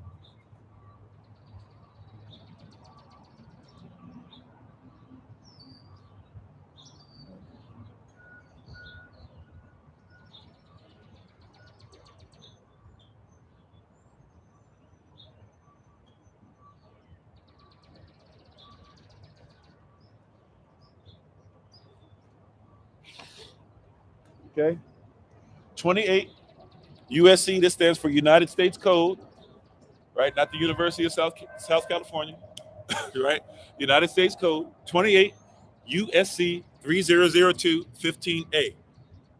That says specifically, straight up, the United States is not a country, it is a corporation. 28 USC 3002 15B tells you that the United States is a board. It also has many other terms, but basically, if you can remember, it's a board, like a board of directors. That's where you have a president, a vice president, you have secretaries, right? You have a cabinet, all that, right? It's a board. You have Congress members, this, that, whatever. They have different positions. You have board members, right? So, the United States is not a country. Subsection A says that it is a corporation, right? And corporations have owners, right? But then 28 USC 3002 15B tells you that it is a board as well, which means that the owners are not the same as the board members. Did you catch that? Did y'all catch that? And thank you for the love. Appreciate it. Right? Did you catch that? 28 USC 3002 15A tells me that I'm dealing with a corporation and not a country. But right? So and corporations have owners. But the 28 USC 3002 15B tells me that it is not that is not only is it not a corporation, but it is a board. The president is on top of the board, but he does not own the corporation. And y'all think, oh, well, that's by design to make sure that the president can't move this. No. That's by design because the board members, right? Like somebody can have a majority of the stakes of a publicly traded private, right? You know, you can be a private corporation and still be publicly traded. This is why also 28 USC 300215C tells me that this is instrumentalization. In other words, this corporation known as the United States has a board, and it also is publicly traded. Come on, somebody. You hear what I'm saying? Come on now. It's publicly traded, not just by foreigners, even though many of the people that live here are foreigners because they don't consider themselves technically to be United States citizens. They're definitely not public citizens like you are. They are private, right? Whether they call themselves sovereign or not. They don't deal with the same stuff you do, right? So even in that sense, people that are here are foreign to your beliefs and to your structure and to how you live. But they give you media to be able to tell you how the foreigner who doesn't live by your system wants you to be subject to a system that they won't even live by themselves. They use something called media. Are you catching it now? Come on, somebody. Are you catching this thing? Are you seeing it? Right? 28. Look it up for yourself. If you think I'm lying. If you think I'm lying. Oh wow. Your TikTok account is under review. Okay. We had to figure that out, or we had to talk to TikTok legal about that. I don't know when that happened. Why they trying to do that? Or probably somebody who's upset about something. You never know. Did you hear what I'm saying? But thanks, babe, for being on. My wife is on the Audible Mind. Please check her out on TikTok, YouTube, her website, and Pinterest at Bloom and Flourish, not A&D, the letter N, Bloom and Flourish. She's a healer, herbalist, chemist, and biologist by degree, or if necessary, since they seem to be messing with their stuff, Bloom and Flourish too, I guess. We'll try to figure out what in the world's going on with that. Right? That's not why. Right? So you got to see what's going on with this wicked system. You got to see what's going on. See, the people who are over the corporation, who are owners of the corp, we just looked up what the definition of capitalism was, right? So we shouldn't have any argument about that. If you have an argument about it, it's because you don't know what the definition of capitalism is. We looked by not what my definition was. We looked at what you guys are raised in school, what your law tells you, all this stuff, what the United States Code has told you, all this stuff. We looked it up from that perspective, okay? This is why they want you to stay away from law. Christians are big on staying away from law. I believe in the Bible, but I can't be Cristianos if you won't follow law. Why? Because you're being beat up by law. The kingdom of heaven, which is full of law, suffered violence. And the violent, they're beheading people. They're taking it by force. They're cutting it off at the head. The one who spoke about the one who was coming, who was going to make sure that he came to obey all the law, they cut his head off. The kingdom of heaven suffers violence, and the violent take it by force. Did you catch that? People are violently against people who proclaim what Yahshua himself is proclaiming. When he was on his way here, they killed John. They killed his reputation. Yohanan, right? John the Baptist, John the Baptist. They killed his reputation. He out there, look at him, he's wild. Look at his hair, he's wild. Look at his clothes, he's wild. He doesn't act like us. He doesn't eat like we eat. He eats locusts. He eats honey. Then Yahshua came and said, hey, that's the greatest out of all of y'all, right? People don't want to learn about law, because if you learn about law, then you'll learn, once again, the name of this series, you'll learn that the system is sus. How long are we supposed to go through this stuff and nobody going to tell us any of this? Nobody taught you any of this? Help me out now. Does that seem righteous? Does that seem to be something that we should be going through? Does that seem righteous to you that nobody's told you in school or anything about the United States as a corporation, not a country? That states are countries. Nobody told you that the United States is a board. That's why you got a president. Nobody told you that it's an instrument, a negotiable instrument. That's why they spend you. They spend your labor. It's just something to be publicly traded, even though it's privately owned. And nobody thinks anything's wrong with that. I'm just asking, right? We got to ask ourselves a question. Once again, remember I asked at the beginning, if we're talking about capitalism, right? If you put me in a diner and you say that because I'm in a diner, I must be a diner, even though you won't give me any food. Even if I pay for it, you won't give me any food. Well, then I can't be a diner, right? So if I'm not dining, I can't be part of the system. But if I'm dining and I'm dining really well, at a capitalism diner and we just found out what the definition of capitalism is, then we got to ask ourselves, do I even want to dine in that? Or should I be allowed? Now watch this. If the diner has somewhere else where it says you can dine, but you have to go somewhere else, it will allow you to use the same materials that we have, but you have to cook the food on your own. But you don't have to worry about if it's fake food. You don't have to worry about paying for it. You don't have to worry about going into debt. You don't have to worry about having taxes. You don't have to worry. You can just go in another room, and if you're willing to, hey, if we're all diners, you don't have to pay and worry about if we'll give you what's there or if we'll enslave you or if we'll put you in debt. You can just use the same materials that we have and do it for yourself. You can just do it for yourself. Why would you keep going back to somebody else if you can just do it for yourself? And a lot of y'all ain't dining anyways. If you had a table with 100 people at it, and only one person gets to dine and everybody else is talking about, some people get salt packets. And so since they get salt packets, they got some salt. Some people get water, right? Some people get juice, but only one person gets a meal. Maybe the person who gets a meal, when he's finished, he throws scraps from the master's table. But most of y'all ain't eating at all. And you try to tell me that that's something that everybody should be governed by. Something ain't adding up. So today we're talking about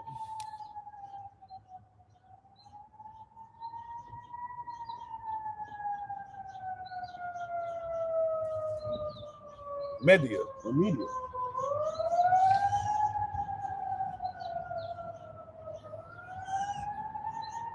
Today we're talking about media. Media, once again, is a go-between. Remember, we try to tell you, they try to use a term called medium, right? They try to use this term called medium to trick you. And you think that it's talking about, yes, the mean or the average, right? But we discussed this earlier today, remember?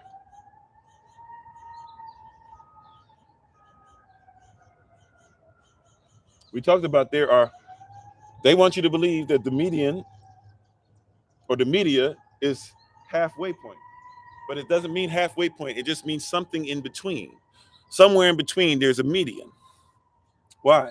Because there are way less people up here than there are people down here, which means that the median line, if you were trying to talk about the average, is more like this, right? But they've given you this imaginary line to make you think that it's actually there. But a medium is just a go-between. Once again, if somebody gives you your fortune, if somebody reads your fortune, if somebody reads your palm, a medium. It's not a shirt size, right? It's medium is if somebody can be speaking positive things. Somebody can speak spiritually great things to you. Somebody can speak love upon you, right? Somebody can be a medium that you don't even like. It can be somebody that y'all don't get along, but they give you some great advice, right? Like medium. Right. But a lot of you talking about the average person is down here, but the medium is just a go-between. So what happens really is when we're talking about media or a medium, the medium, when you're talking about this, once again, more people are making more like 40,000 a year. Right. Like the poverty line, matter of fact, isn't the poverty line something like 25,000 or 20,000 a year? So if your family's making 25,000, 20,000 a year, or is that extreme poverty? I could be off on that, right? But if they're saying that the poverty line is like 20-something thousand, but then they tell you the average is like 50,000, 60,000, that doesn't even make sense. Or 40,000, whatever it is. That doesn't even make sense. Because if the poverty line is down there, that means that everybody else should be in the average. But that's not because the median is not really the average. They discount people that are poor. Like in Japan, they be lying to you. They be saying Japan has no poverty. Problem with Japan is not they don't have poverty. Problem with Japan is they have no middle class. Either you rich or you poor. You have nobody in between. They have no median. Right? Do some research. You'll hear all this stuff. Oh yeah, Japan. How did they get rid of poverty? They didn't get rid of poverty. Go over there. They didn't get rid of poverty. You don't see the poverty, but they didn't get rid of it. The poor will be with you always. So the problem is not the poverty. The problem is how do you treat the poor? If you have, the have should make sure that the have-nots have. That's how you take care of it. All this other stuff that we're trying to come up with, if you have, make sure that somebody that doesn't have, make sure they get something. That's how you take care of poverty. No, it can't be that simple. Yeah, it is. If you can grow some food, right, for all the food that we grow, somebody out there needs to get the first 10%. Or the Most High needs to get it. Or the community needs to get it. The poor will be with you always. The problem is not poverty. Yasa'el, right? Israel, even in the Bible, had poor people. But guess what you did? If you had something and you could grow a lot of food, guess what? 10% out of what you grew, guess what you were supposed to do? Make sure that people can come around and get the outside 10%. Then the rest was for you to do whatever you needed to, business, family, whatever. Or if you wanted to go ahead and give even more of that. You don't have to only give 10%. But the first 10%, the outside, man, y'all go ahead and take it. But you don't live in societies like that anymore. This system is sus, right? The median lies to you and tells you stuff like, why would you give it to this? Why would you give to this person? Some of y'all don't give to Republicans because they're Republican. Hello. If you don't want to give a vote, that's one thing, but to not give respect. Y'all act like every Republican is Donald Trump. Meanwhile, President Obama is the reason why y'all can't eat real food that much anymore, at least see what's on your food. It was already happening that way, but now he made it where it was even more difficult. And then had his wife dancing in front of y'all talking about children need to be healthy. With Ellen DeGeneres. Y'all remember that? While they was dancing, he was signing stuff to tell you to make sure that your children can't even read what's on the food, and you can't read what's on your children's food when they go to school. But you too Democrat to see that. Oh, that's right. We were supposed to, thank you, Holy Spirit. We were talking about the war on drugs, weren't we? We were supposed to talk about that. So let's go to the war on drugs real quick, family. See, war on drugs, that's a bipartisan movement. The war on drugs, guess where the war on drugs started with? Right? I mean, we could really keep going back and back, and we can go a whole bunch of different places. But let's just deal with the big names. Let's deal with the family name. Let's deal with the presidents, shall we? It's easier for a lot of us to go ahead and figure out where stuff is with them if we focus on them first. So let's deal with them first. What's the first big family to really start dealing with the war on drugs? And not from the perspective that y'all probably think that they did. What's the first one that we should really look at if we want to be honest? You said blacks are the original Republican? Yeah, who cares? Republican, Democrat, either way, like black men didn't care about making sure that they stood up for black women to vote back then, right? And even the vote wasn't something that was there to help. The vote was for those who made themselves citizens. But to become a citizen, you had to give up your right as a freedman. You gave up your right as a freedman. You gave up your right to have reparations, which they were already kind of taken away anyways, once Lincoln was shot and once they took away the Freedmen Bank, right? But you can see some of the vestiges of it, or some of the residual that's still around if you go to the White House and look across that little park that they have on the front and look at that building that says Freedman Bank building on it, that a black billionaire had to actually have the fight to have put on there. So some people would look at that and say, what's that? And people would go, oh, the Freedman Bank. Did you not know about that? No, I have no clue about that. What is it? If you know of that thing which I'm talking about. Right? But if we want to go back, right? See, and the media portrays it in this weird way. See, like this is a bipartisan movement. This is a bipartisan movement. Before Reagan, before Carter, before Nixon, we got to go back to before these people were presidents.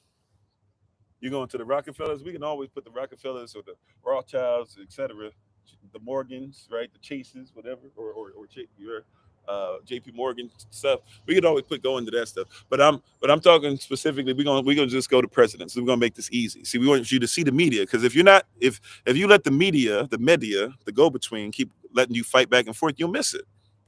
You'll miss it, right?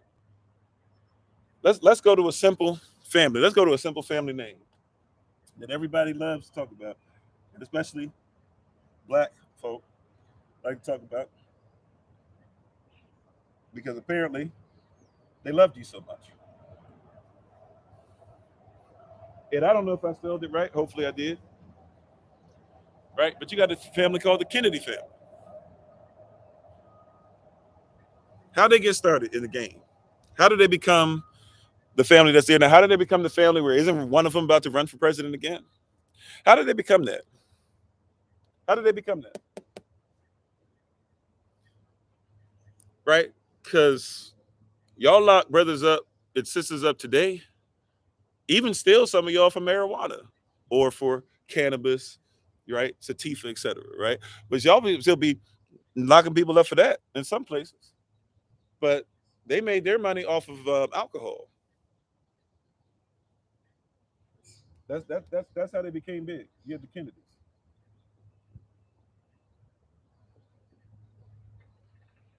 Let's keep it a buck. Kennedy family got there because of basically prohibition. Prohibition blew up. Kennedys kept going. They fought against the government, paid some of the government off, and eventually, right? You said let it go already? What? Are you serious, Supernatural? Like you've missed the whole thing. I've literally said this affects black and white people or whatever you want to call yourself the same. Catch up.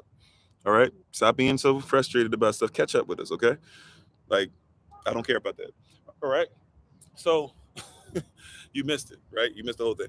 Right now, if you're talking about because I mentioned brothers and sisters or whatever, fine. Like they lock up people in trailer parks and stuff too. Does that make it better? I mean, whichever way you need me to go. Okay? Right?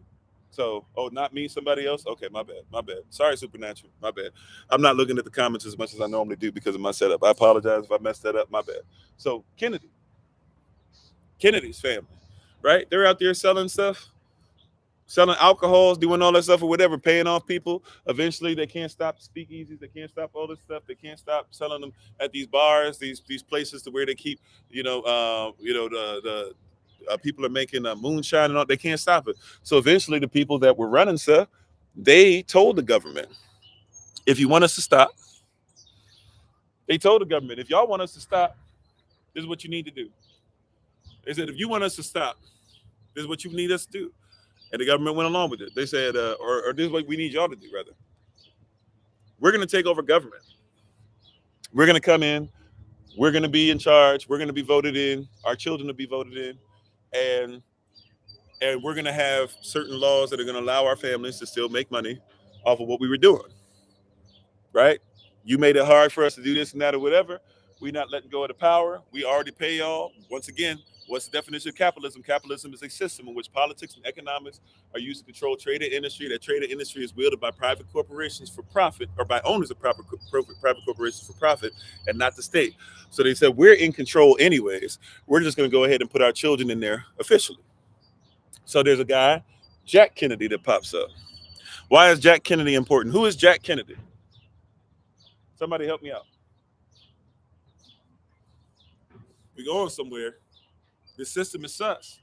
And the media has y'all thinking about these people, but you don't know who controls the media, or the media is just the medium. The media is the go-between between these people who actually are in charge of you. So you about to vote for the Kennedys again and put them right back where they left, right?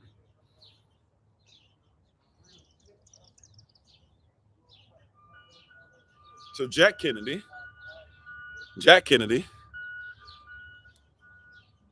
right? Jack Kennedy is the father of John Kennedy and Robert Kennedy, right? And Jack Kennedy actually made it to Congress. He never made it to become president, but had a whole bunch of power. Matter of fact, the reason why you didn't go, I know there's the isolationist viewpoint and all that stuff as well, but the real reason why you didn't get to go over to World War II faster than what y'all wanted to, right? The real reason that you wanted to go, that you didn't get to go over there was because Jack Kennedy was actually a Hitler supporter. Yes, he was. I know you don't like it. I'm not trying to say all of y'all who have voted for Jack Kennedy or for John Kennedy or for Robert F. Kennedy or for Ted Kennedy or whatever Kennedy y'all vote for. I'm not trying to say that you are people that support that. I'm just telling you the truth, right? Contextual facts. Context without facts, facts without context. If the shoe fits, wear it. If it doesn't, take it off. But we got to tell the truth. And by the way, a lot of our diaspora, my people, continue to vote for Democrats who don't even know that y'all started voting Democrat when all of a sudden the Kennedys did what they did for Martin Luther King Jr., but they actually did that to stop the actual March on Washington that was supposed to take place, because the actual March on Washington was a grassroots movement that was going to shut the Capitol down. Okay? But anyways, Jack Kennedy was somebody who supported Hitler. By the way, if y'all don't get it, a lot of y'all don't realize why Jews got reparations. Jews didn't get reparations. Jews still get reparations, but it's not because of what y'all think. Jews get reparations, right? When we talk about Ashkenazi or even Khazarian Jews, they get reparations even though you don't, as Yisrael here or as Sephardic Jews. The reason why they get reparations, besides, let's not go into racism, all that, we could, but let's just deal with this pretty simply. They get reparations because America actually had a hand in what Hitler did. If you don't believe it, like Jews get reparations and got reparations in Israel. This modern Israel gets reparations because America made money off of what they did to the Jews. If you don't believe so, look on the train tracks to some of those places like Auschwitz and others, and on some of them you'll actually see American company names on the train tracks, meaning that Americans built train tracks to these places so that the people could be killed the way they were killed. Okay? That's what happened. That's why they get reparations. Also, too, because they're considered to be a people. Like we talked about earlier, the word people means nation. So you got to make yourself a people before you keep talking about reparations. But by the time you become a people, you won't need the reparations as much because people, nations, are able to make sure that they take care of themselves. Okay? So Jack Kennedy, actually used to fight to make sure that FDR, Franklin Delano Roosevelt, could not actually go to war. He was one of the most staunch advocates for the isolationist movement to make sure that the United States of America, which, by the way, most people were tired of war anyways. Y'all that just came out of World War I, 1914 to 1918, right? You saw what was going on in World War II. You were in a depression or a recession of sorts, right? Or at least you were told you were, and therefore you didn't really want to do all this stuff. You don't want to go through all this stuff, right?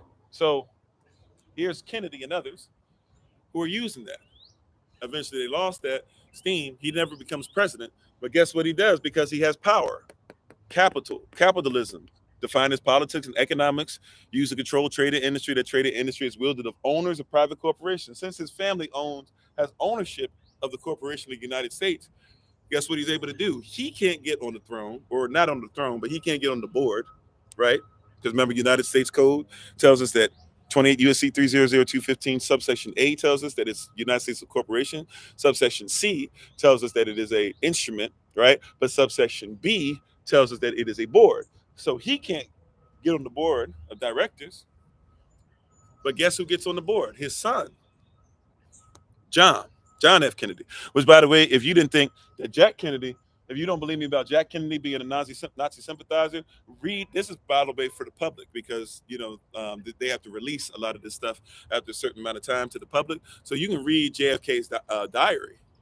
JFK in his diary talks about how Hitler one day will be considered to be a great man and a genius, like he always should have been.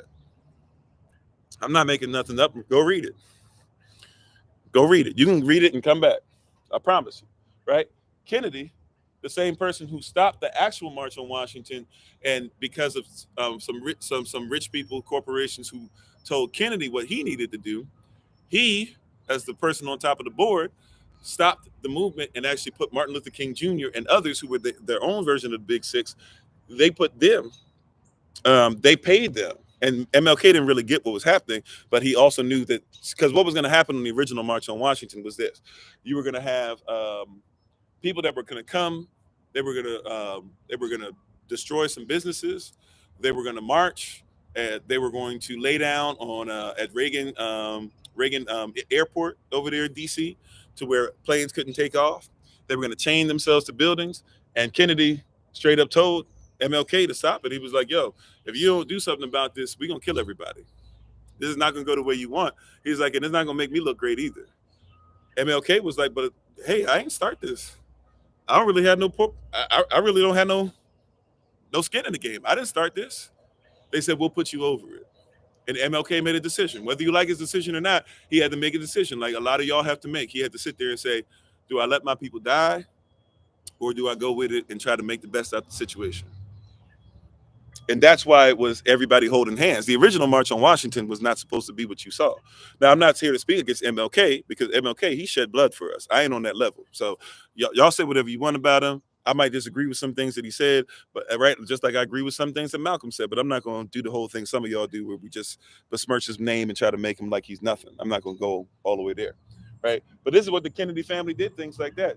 Now, give some respect, put some respect on JFK's name, because JFK, the reason he was shot was because he was getting ready to get y'all out of the dollar, and the Federal Reserve didn't like it, so he was shot by his own Secret Service. Look up the magic bullet and look up the recording of how he was shot. Look up his Secret Serviceman's hand when the Secret Serviceman is riding. The one that's traveling behind the wheel is driving, because he has to be contracted, so he's driving behind the wheel, and he all of a sudden goes like this, pulls out something, pulls the trigger. JFK's head goes back, and the bullet goes that way, right? And the head when it pretty much explodes in the back, right where he shot, goes through that way. But then all of a sudden they talked about a magic bullet that came from some other angle and somehow, some way, didn't break apart like bullets are supposed to break apart, right? Go do some research. I ain't lying. Even people that don't agree with me about the Secret Service part, they had to tell you that like the whole thing about the magic bullet is nonsense. Go look it up for yourself. We know it is. And we even have people who have admitted it is. We have people who passed away and their spouses who were told it was nonsense, have came out and told y'all. All right. So hear what I'm saying, right? And this is all for educational purposes only. Look it up for yourself. See if anything that I'm saying might have some truth to it. So out of the Kennedys, right? And Kennedy gets assassinated. Guess who comes next? Not next per se, but who did Kennedy run against? Y'all remember who Kennedy ran against? Let's do it like that. Anybody remember who JFK ran against? Who did JFK run against? Anybody remember? This is why we got to know our story or know the story and not always be about his story. Nope, he didn't run against Lyndon B. Johnson, right? Lyndon B. Johnson came. Did Lyndon B. Johnson? See, now I'm getting my presidents mixed up. Johnson came after Kennedy, right? And then got voted in again. It was Nixon, right? Nixon is the one who went against him. So Nixon doesn't become the president when Kennedy dies. Kennedy's vice president becomes president when he dies. But next would be Nixon.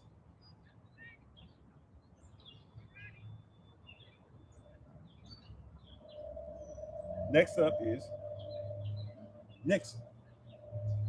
Now, what does Nixon do? Right after Kennedy dies, and Kennedy got his power at the drug game, right? But he went against the Federal Reserve. Federal Reserve, most powerful gang at the time. Still really one of the most powerful gangs out there, but definitely one of the most powerful gangs at the time. So they get rid of him. Nixon does something that Kennedy won't do, because Kennedy was going to bring back or get rid of y'all dollar, and he was talking about possibly bringing back them greenbacks, which was what Lincoln was going to bring before Lincoln got shot. Mm-hmm. And Andrew Johnson, the only president, even though he's a slave master, even though Lincoln didn't have our best interests at heart either, but Andrew Jackson, who natives hate saying his name, right? We really do. And yes, I am part native. We really hate saying his name. We even call presidents town destroyers, and Jackson is one of the worst. We think Lincoln is actually worse than Jackson, for real, if you know what Lincoln did. But nevertheless, Jackson is one of the worst town destroyers, or what you call presidents, to ever exist. However, Jackson, I give credit where credit's due. He is the only president that came into the country when it was in debt, and when he left, it wasn't in debt. He's the only president to make sure that while he was president, the country wasn't in debt. The only one. Not one of them, even before George Washington, and not one of them since Andrew Jackson, has ever had it to that point. And guess what they did? They tried to shoot Andrew Jackson how many times? Twice. Gun jammed one time. I think it jammed twice, actually. So they were trying to, so the Federal Reserve tried to over with Andrew Jackson and stuff long time ago, right? But so they tried to kill him, and it wasn't called the Federal Reserve. By the way, don't make the mistake, because some people going, well, how is the Federal Reserve against his own president?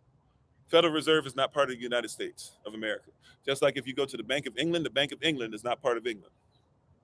Just like if you go to the Bank of France is not part of France. They're part of the same family. One family owns all these places. In the places where you guys hate these people, you hate Putin, don't you? Right? Putin ain't doing nothing different than y'all people trying to do, right? He just does it in a different manner because in Russia they run it a little different. But Putin doing the same thing as what everybody doing everywhere else. But y'all hate Putin. Why do you hate Putin? Well, Putin, for real, is somebody that's against the Federal Reserve. See how the media spins it? You don't even look for it. You don't even. Putin is somebody that doesn't do business with the family that's in charge of the Federal Reserve. He's not with the Rothschilds. He doesn't allow the Rothschild banks to exist in Russia. So because of that, he's an enemy. I'm not saying he's perfect. I'm just telling you what it is. Guess who else didn't do business with the Rothschilds? Fidel Castro. Not saying he's perfect, but he ain't doing nothing different than y'all. Y'all talk bad about all this stuff. Wasn't Obama killing people with drones? And they got so bad that even the staunchest of Obama advocacy had to come out and say, "Hey, something not right with this." Didn't that happen? Did that not happen? I just want you to catch it. Right? The media got you set up where you all over the place. Heck, North Korea, even though he definitely not perfect. Kim Jong-un, or is it Il, or whichever one he is now, right? His daughter's being groomed to be the next one. They don't like his daughter. That's probably gonna cause some real stuff because they really don't like his daughter because they don't like women like that over there. He taught them to not like women. Now he's gonna put his daughter over everything, right? So they got a problem with this stuff going on, right? But guess what? He doesn't allow Rothschilds to do business over there either.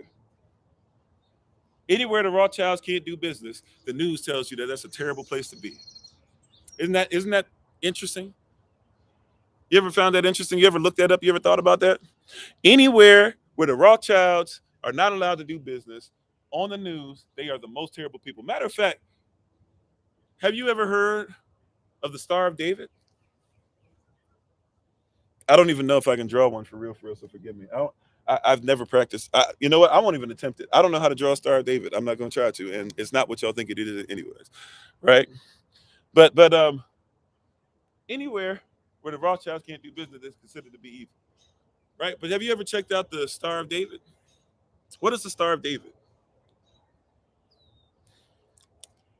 Somebody help me out. I'm about to show you something. So you got to know how the media works and be careful who you're supporting. What is the Star of David? Y'all say the Star of David? Okay. Watch. Would it surprise you if the Star of David? Would it surprise you if the Star of David was not in your Bible? That's true wisdom. Somebody who knows Hebrew characters got that, right? Would it surprise you if the Star of David is not one time mentioned in your Bible? Hallelujah. Thank you, yeah. Tada, Don. Come on, somebody. Would it surprise you if you read your Bible and never ever heard of the Star of David? If you read the Apocrypha, if you read the book the Enoch, if you read what Thoth had to say, the Emerald Tablets, if you read the Chronicles of Noah, if you read the book of Jasher, etc., etc., etc., if you read them, that you will never come across this. Would that surprise you?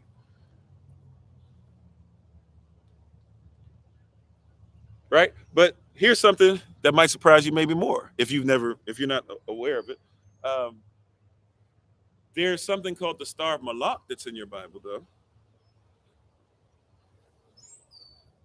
So instead of worrying about the Star of David, you should know about the Star of Malak. And yes, I'm not pronouncing it in an ancient Israelite way. And it's not an Israelite deity anyway, by the way. It's not an ancient Israelite spirit or God, etc. Right? We only have one Elohim, Aleph Elohim, and that's it, right?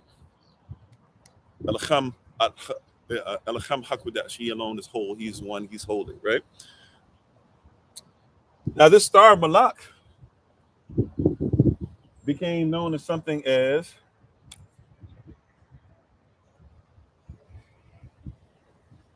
the Red Star.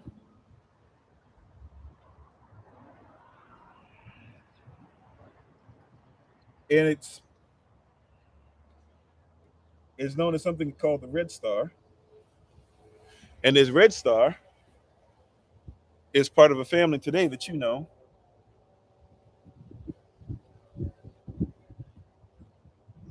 And I don't know if I'm spelling this correctly. Please forgive me if I'm not. a family that you know as the Rothschild family. Because the person who started the Rothschild empire, his last name was not Rothschild. He changed it to Red Star, right? Your children, your child shall be like, your seed shall be like the stars of the sky, child, right? So he changed it and gave it a symbol meaning red child, or red star. And he used the star of Malak. Now, watch this. In your Bible, the star of Malak is mentioned twice. Both times you should be against it. It's mentioned in the book of Amos. Amos prophesied, the prophet, he spoke against it. And then who you call Deacon Stephen, or Stephen the deacon, Stephen the deacon, right? Y'all say he's the first deacon. He's one of 7 that were chosen. But nevertheless, Stephen the deacon, he was preaching, and he was stoned for what he was preaching. And guess what he was preaching against at the time? Oh, come on, somebody. They don't want to hear this Holy Spirit, but we got to give them the truth.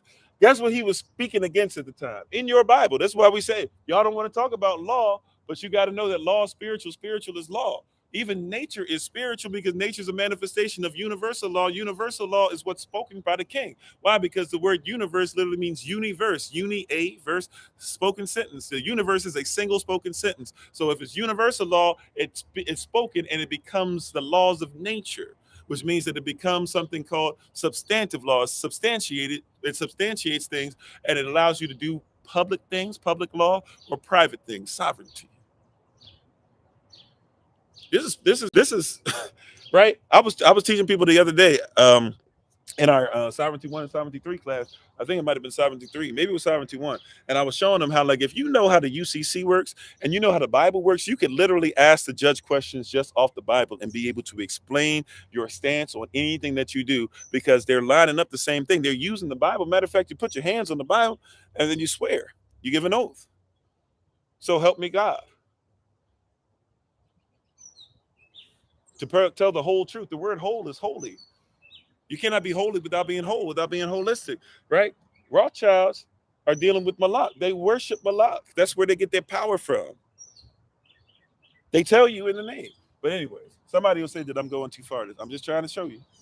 Those of you who've been with us for a while, right? So you had the Kennedys, then you have Nixon, right? And Nixon, so Kennedy was getting ready to get rid of this to keep the gold standard, because by this time the United States of America was the only country that actually still had enough gold, even though we had sold most of it, but we were still trying to use gold to back up the dollar. We had gotten rid of it in like 1933. So by that time we were like, okay, you know what, we need to get it back. Kennedy was saying, okay, or well, those of you who say you're Americans, I won't say we anymore, I'm not part of that, but you know, so Kennedy was going to bring it back, get some gold or get something to back it up, maybe back it up by oil, whatever. But he was going to make sure that y'all had some green, probably bring it back to the greenbacks Lincoln had or something. But he was going to take it away from this fiat cash you have today that's not backed up by gold or silver, right?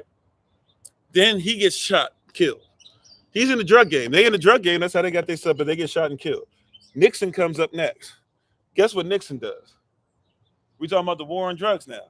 Kennedy in the drug game, right? Got to the presidency. Kennedy, by the way, and presidents before Kennedy, like 5, 6 of them before Kennedy, were already in Vietnam fighting over drugs, by the way. They still over there fighting over drugs, right? Don't get it twisted. Just because not people aren't getting drafted doesn't mean that we don't still, or if you're a United States citizen, it doesn't mean that you don't still have people representing you over in Vietnam right now. Still fighting, okay? Don't get it twisted. Don't get it twisted. Right? They was fighting from Eisenhower all the way down, and they've all committed war crimes by definition. All of them. All of them know about it, all of them. Okay? But here comes Nixon. Now, Nixon lost to Kennedy, right? But here comes Nixon now after the vice president of Kennedy is finished with his terms. Now, here comes Nixon. And guess what Nixon does? Nixon says, I will bring back I will make sure that the dollar and the dollar, the gold standard, I will make sure I get rid of it. It was already started by Coolidge, right? He says, I'll get rid of it altogether. Kennedy died. Nixon says, no problem. You ain't got to worry about me, boss. Yes, sir. Yes, sir, boss. I got you. You want the dollar gone, right? It don't matter about black, white. Everybody be dancing. If the money's right, some of y'all ready to twerk. Oh. I got the wind working crazy with me today. I thought I had it set up where it was going to work, but either way, hopefully y'all getting it right. Some of y'all twerking for stuff right now, right? Let somebody offer one of y'all a hundred thousand right now, and let me see how many people booty be up in the air. But you'll talk trash about people now, right? Your price is just different. Some people value clicks and likes, so they'll twerk for that. You say I won't twerk unless they give me it's 100,000. That's worth it. Both of them ain't worth nothing. Money ain't got nothing to back it up. Just like likes ain't got nothing to back it up. Matter of fact, likes probably lead you to money, but money don't necessarily lead you to likes. You know what I'm saying? But you see what I'm saying? Be careful. I'm just saying. Some people say I won't sell drugs, but man, let somebody pay you 200,000, 250,000 to make sure that you give everybody a shot. You might change your stance. See, the media has you thinking that one's better than the other. It's got to be Yah's media, not social media. You'll sit up there, you'll talk bad about a prostitute, but let a brother come and say, hey, baby, look, times is tough. You ain't got to do nothing, man. Just lay down with me one time. I'll give you 400,000. I'm not saying if the shoe fits, wear it. If it doesn't, take it off. What I'm saying is you judge people because the media has you thinking that these things are different. You need to realize what's going on. See, Nixon, who didn't like black people, right? Nixon, who was mean towards a lot of people. Nixon, who hated hippies because hippies had white women that were sleeping with black men. Nixon gets rid of, where did the drugs come in? Nixon starts attacking weed, which was, by the way, was already attacked somewhat because hemp was being attacked, right? Hemp was being attacked. And technically, hemp and weed are the same thing. You're just talking about a different part of the plant. So hemp is being attacked, right? Because hemp can be used for paper. It can be used to make parts of airplanes. It can be used to make parts of jets. It can be used for fuel. It can be used for a lot of stuff. And back then, who's in charge? People who are getting oil. People who are cutting down trees, right? So I can't have hemp be up. So they're already dogging anybody that has anything to do with weed, hemp, marijuana, cannabis, etc., sativa, whatever. Now, hopefully, and I'm not here. This is for educational purposes only. But I'm not here to tell. I'm also not here to tell you guys, that you can or can't smoke whatever. Because I'll be the first person to tell you, hey, marijuana is a herb. Now, I think you should eat it before you smoke it, right? Just like clove is a herb. I think you should eat it before you smoke it, right? Just like mullein is a herb. I think you should eat it before you smoke it. But if you gotta smoke something, smoke them. Make sure they're natural. Nicotine is something that actually helps your body. I would say eat it before you smoke it, but hey, right? The problem with cigarettes is not the nicotine. The problem is all the poison that comes with it, but you're just addicted to breathing in and out, right? So if you want to breathe it in, if you're just looking for something to breathe in and out, get some rolling papers, do whatever. If I'm really fiending for something, I won't do it in front of y'all because I don't want to be a bad example. And some of y'all would think that I don't know about the Bible if I spark something up. But I mean, shoot, if I need a healing or something like that, especially if I had like something going on with tingling or some kind of pain in my head or in my mouth, I'm not above getting some cloves. Not at all. If I'm having some kind of weird sensation, I need to make sure that I'm calming myself down or something like that, and I'm going to do something real bad. I'm not above making sure I get some cannabis oil and rubbing it on the bottom of my feet. So I'm not here to judge your position. I just want to make that clear. This is for educational purposes only. I'm not telling babies go out there and do this, smoke, do this, whatever. I'm just trying to tell you, like, the media is working for certain people that want you to be against stuff. So Nixon starts a war on drugs. And it happens to be a war on people that look like you too, because it's a war on hippies. Hippies are hanging out with you and they're listening to people. Woodstock happens. That's terrible for Nixon. Black Panthers are starting. That's terrible for people like Nixon. So the war on drugs starts. Even if they ain't outright call it the war on drugs yet, the war on drugs starts.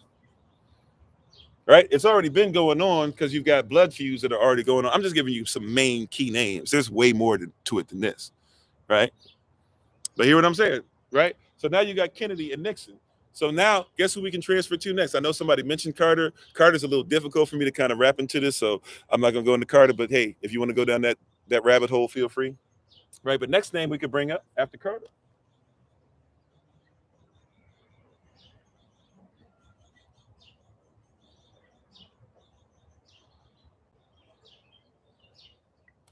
After Carter comes Reagan.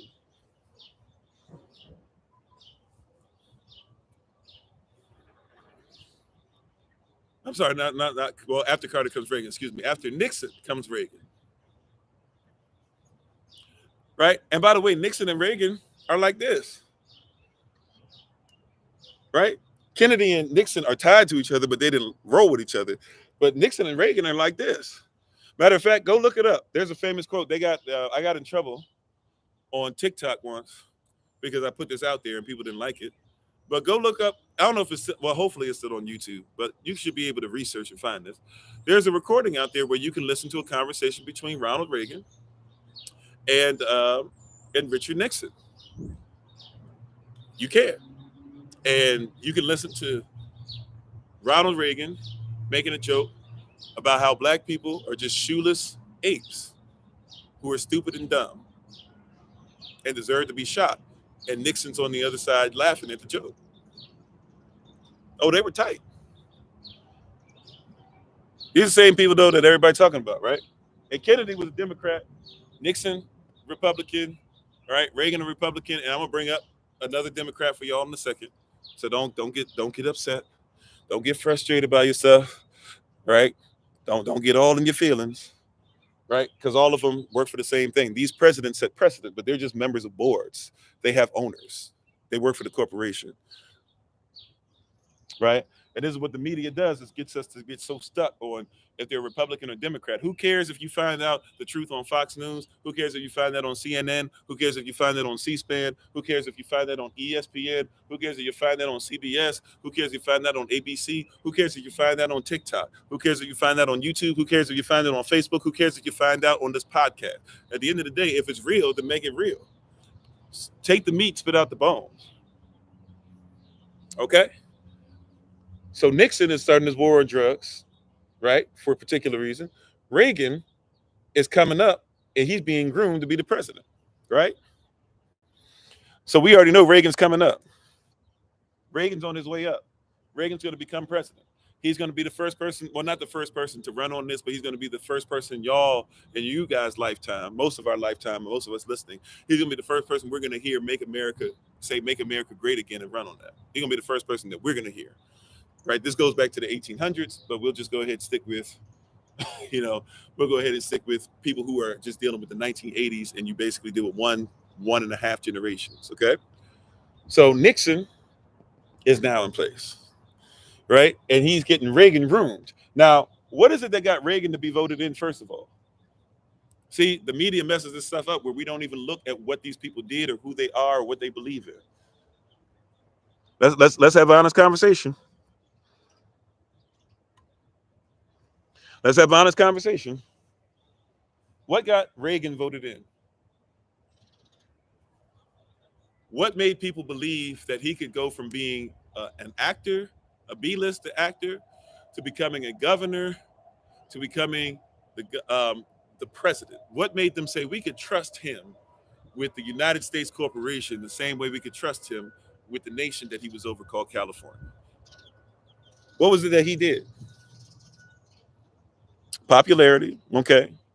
So people could sell drugs, kind of. He was racist, oversimplification, but there's something, well, okay, you own it, but there's something specific I'm looking for. Murdered, okay, murdered who? We getting there, Big Brother Thomas. Murdered who? Who did he murder? And who did he start killing so that people said, oh, okay, he's on board. All right, black folk, okay, more specific. I don't want to get into the place where it's as simple as black and white because it never quite truly is anyways, but I'm with you. I get you, right? But, right? And the media spun something for you. And there's books on it, by the way. Right? But there's something specific. You can go read on this. This is not something I'm making up. There you go. He killed the Black Panthers. They started killing off Black Panthers. Right? They were doing already in 1968. Don't forget, see, people think the Black Panthers in the 70s. I used to make this mistake myself. I used to think of the Black Panthers as the 70s only. But don't forget that our brother, our uncle now, right, but our big cousin, but our brother that died when he was 19 in Chicago. I'm trying to say Freddie Gray, but that's the wrong one. Fred Hampton. Fred Hampton, when he was shot 19, right next to his pregnant fiance.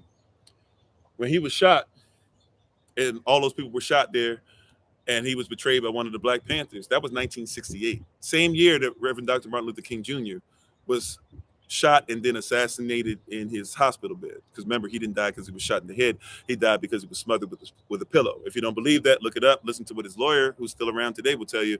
His lawyer will tell you that they won their lawsuit against the state. So that's how MLK's family was taken care of. Right? Malcolm X's family wasn't taken care of that well after he died because they basically died with Malcolm not having too much money to his name. Reverend Dr. Martin Luther King Jr.'s family was taken care of because they sued the state of Alabama and they won. So that's not something that I'm making up. He was smothered with a pillow, right? But Reagan keeps doing that in Cali. Remember, they made a big mistake in California.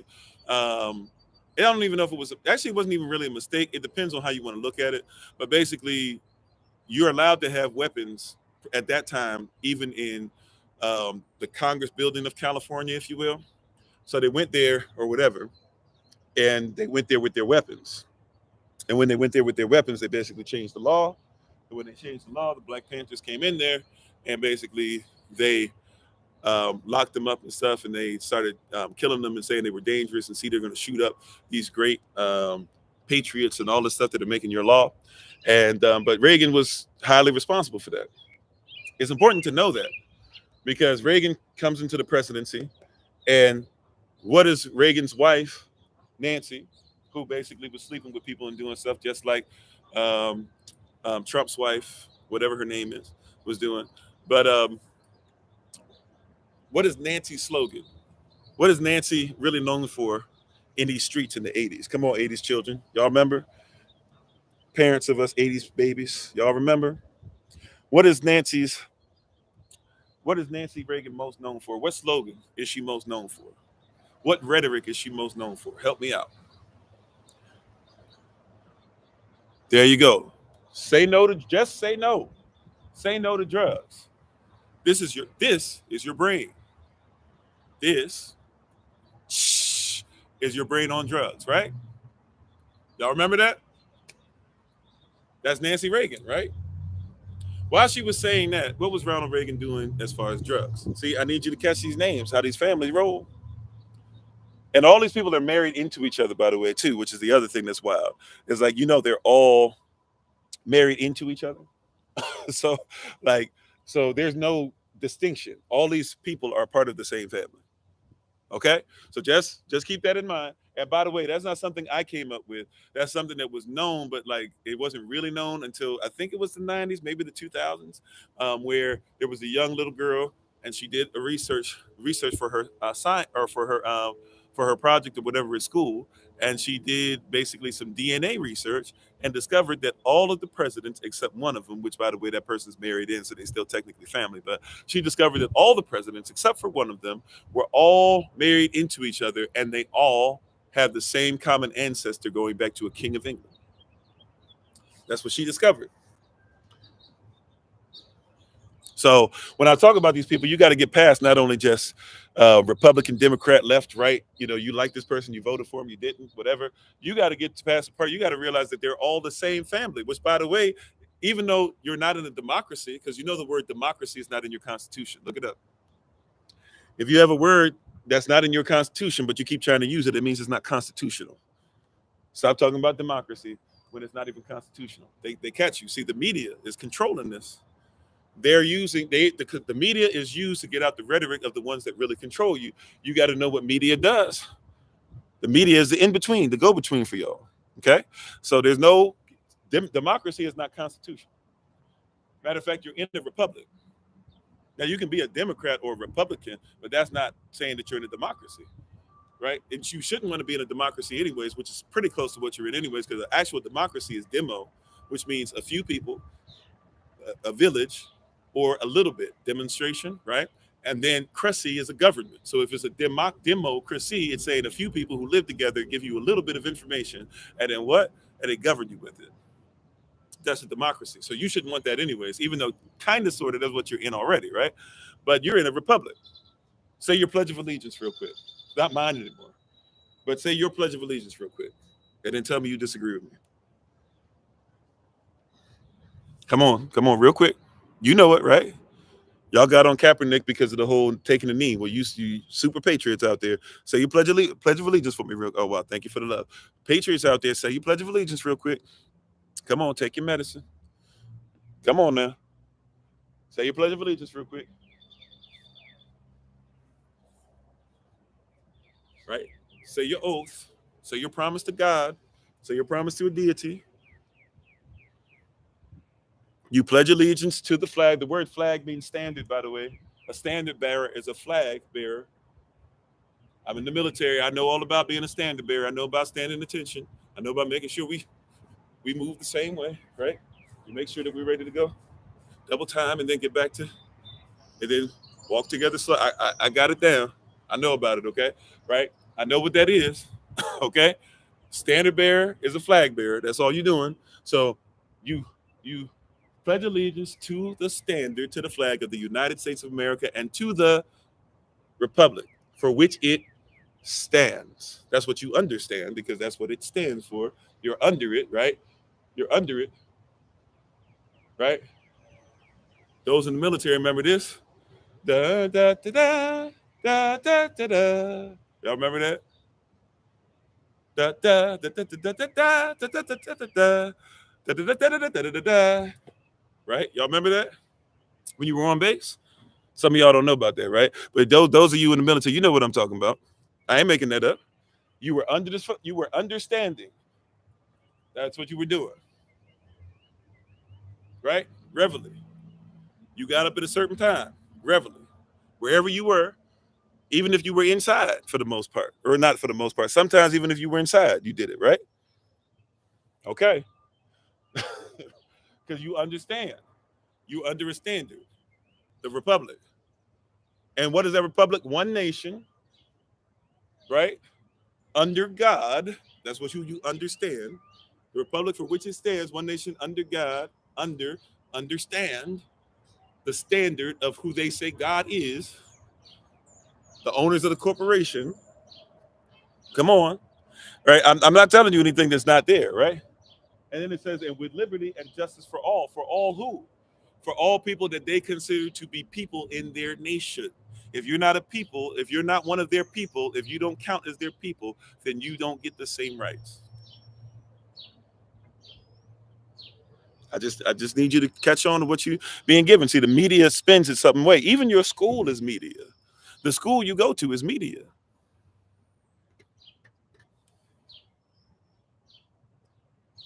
The government doesn't consider you to be people. And if you don't believe me, look up law. According to law, if you are saying that you are black, now look, I'm black all day, every day. I'm some of these terms, all these terms I'm about to say, I'm all of them, but not on paper, at least not in Western society. Because in Western society, if you're black, colored, Negro, or African American, you are considered to be a fake person. Period. How you doing, Brother Anthony? Period. On period. As Trey Rags would say, on period, poop. Right? And you're not seeing it, right? So all these people dealing with drugs. Reagan comes up and he shoots. And by the way, the reason somebody says, why are you talking about all this? Hopefully you're getting how it ties, because the reason I'm saying all this about Reagan is about to come up again with the next name, who's not even a Republican. All right? So I need you to catch what's going on. And when I say Reagan, you're talking about Bush as well. Bush was part of the CIA, and Bush basically was an extension of the Reagan administration. He only made it one more year. And then after that, they didn't like the fact that he wasn't as Reagan was, but he just continued what Reagan did and what he did in the CIA. All right. But Reagan, now you got Kennedy, alcohol, all that stuff, puts his family on the board. Then Nixon comes, gets on the board, starts making sure that he has a war on drugs while making sure that other people get to sell drugs anyways, right? Then Reagan comes in, and Reagan's wife, right, say no to drugs. What is Reagan doing while his wife is saying say no to drugs? Help me out. While Reagan's wife is busy saying say no to drugs, what is Reagan do it. Right? And hopefully, I'm going to try in a little bit to move back some. So hopefully we won't lose too much signal for you guys. I'm going to try and move back some in the shade, because if I don't, the phone is going to overheat for sure. I don't know about the other two devices; they kind of overheat over time.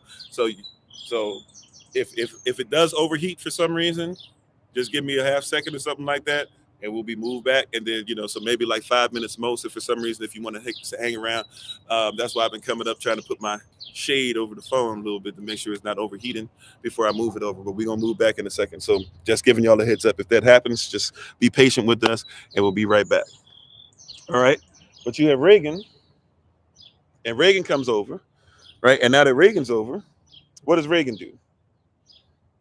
Reagan, we were dealing with him. Now Reagan comes in, right, while his wife is doing that, and he starts using people like Ricky Ross and others to be able to go all around the country to certain neighborhoods to put crack in them so that he can go ahead and fight in a legal war.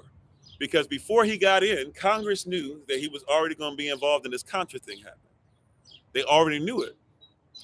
And so they had made a law while he was running for president, y'all. This is how wild it is. People, once again, the media spins this stuff to where we forget what happened. People knew that Reagan was already going to start a war because he didn't like see, now I'm forgetting. Well, he didn't like who won the war in the Contra thing, right? The whole Iran-Contra thing, he didn't like. It ultimately stemmed from he didn't like who won. And Iran was already selling opium and stuff, and now you got an opioid epidemic, and now everybody's saying, ooh, we got to be careful with these things and be comprehensive. But they were locking people up for putting crack out in the streets while they were doing business with the opium heads. By the way, when you talk about I guess we got to put Bush in there. Both Bushes. Because for real, even if you start talking about Osama bin Laden, is friends. His family is friends with the Bushes. To a certain degree, they kind of sort of grew up together.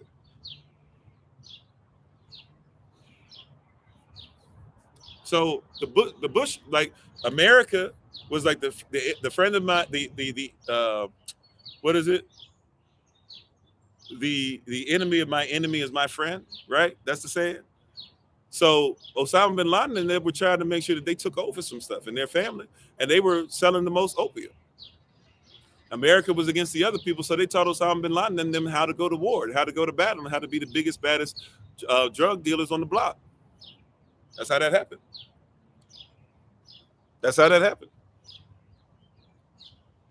So you got two families in here in the drug game.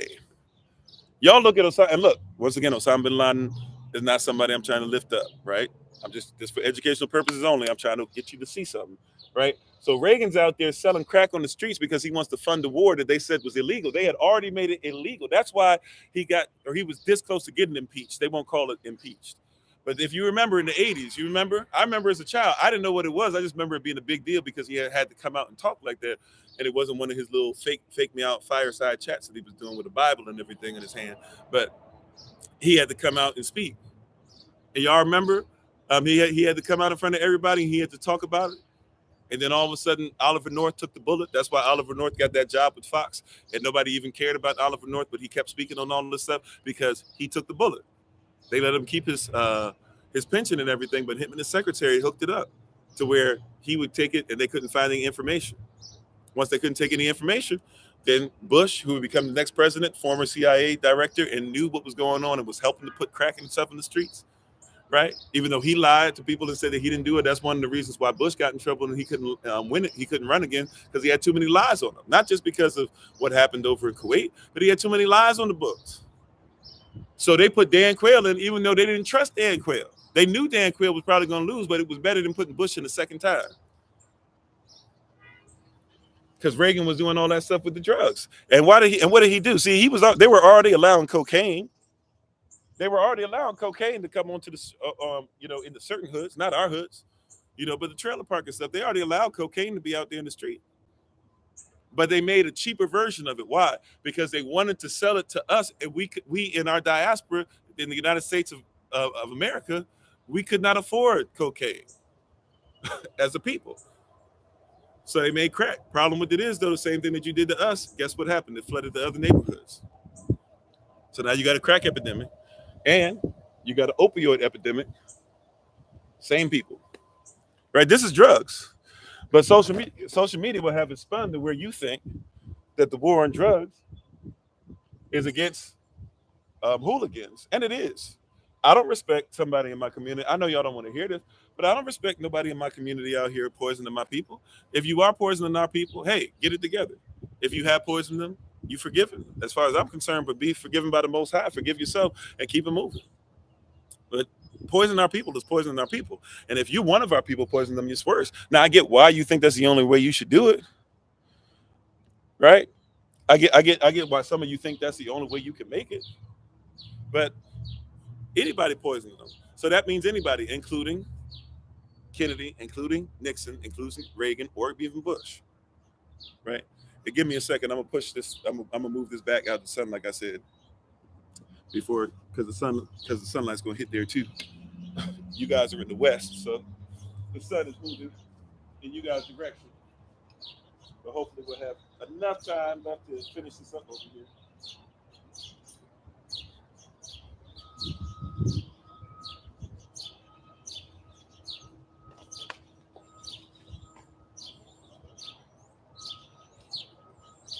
Hopefully we have enough time left to finish this up over here. We'll move over into the shade just for a little bit. And thank you guys who were listening on the podcast. Appreciate you. You can catch the rest on YouTube as we get ready to take our leave. But yeah, can you can you see the value of this? Can you see the importance of all these things that we're talking about? You see, and they have to fight over stuff that's not even worthy of fighting. You see, and if we just be honest, hopefully y'all don't fall. I'll be right back. Right? But if we would be honest about this stuff just for a little bit, just for a little bit, if we would be honest and have honest conversation, we could really grow. We could grow past a lot of this stuff that everybody keeps saying is nonsensical. If it's so nonsensical, then why do we keep bringing it up? We only bringing it up because of the media, because of the media being a go-between. Who is the media?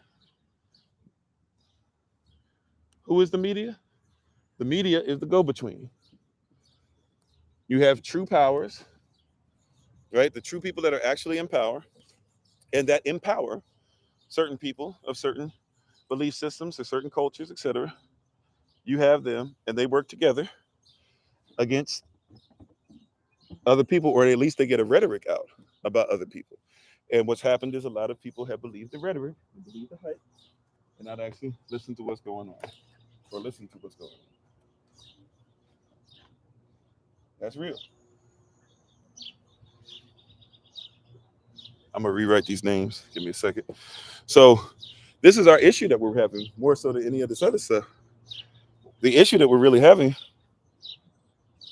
more than anything else is our ability to recognize what's going on. Right? Our ability to recognize what's truly going on. That's more our problem than anything else. Your perception is coming from the media. Right? That's what the media does.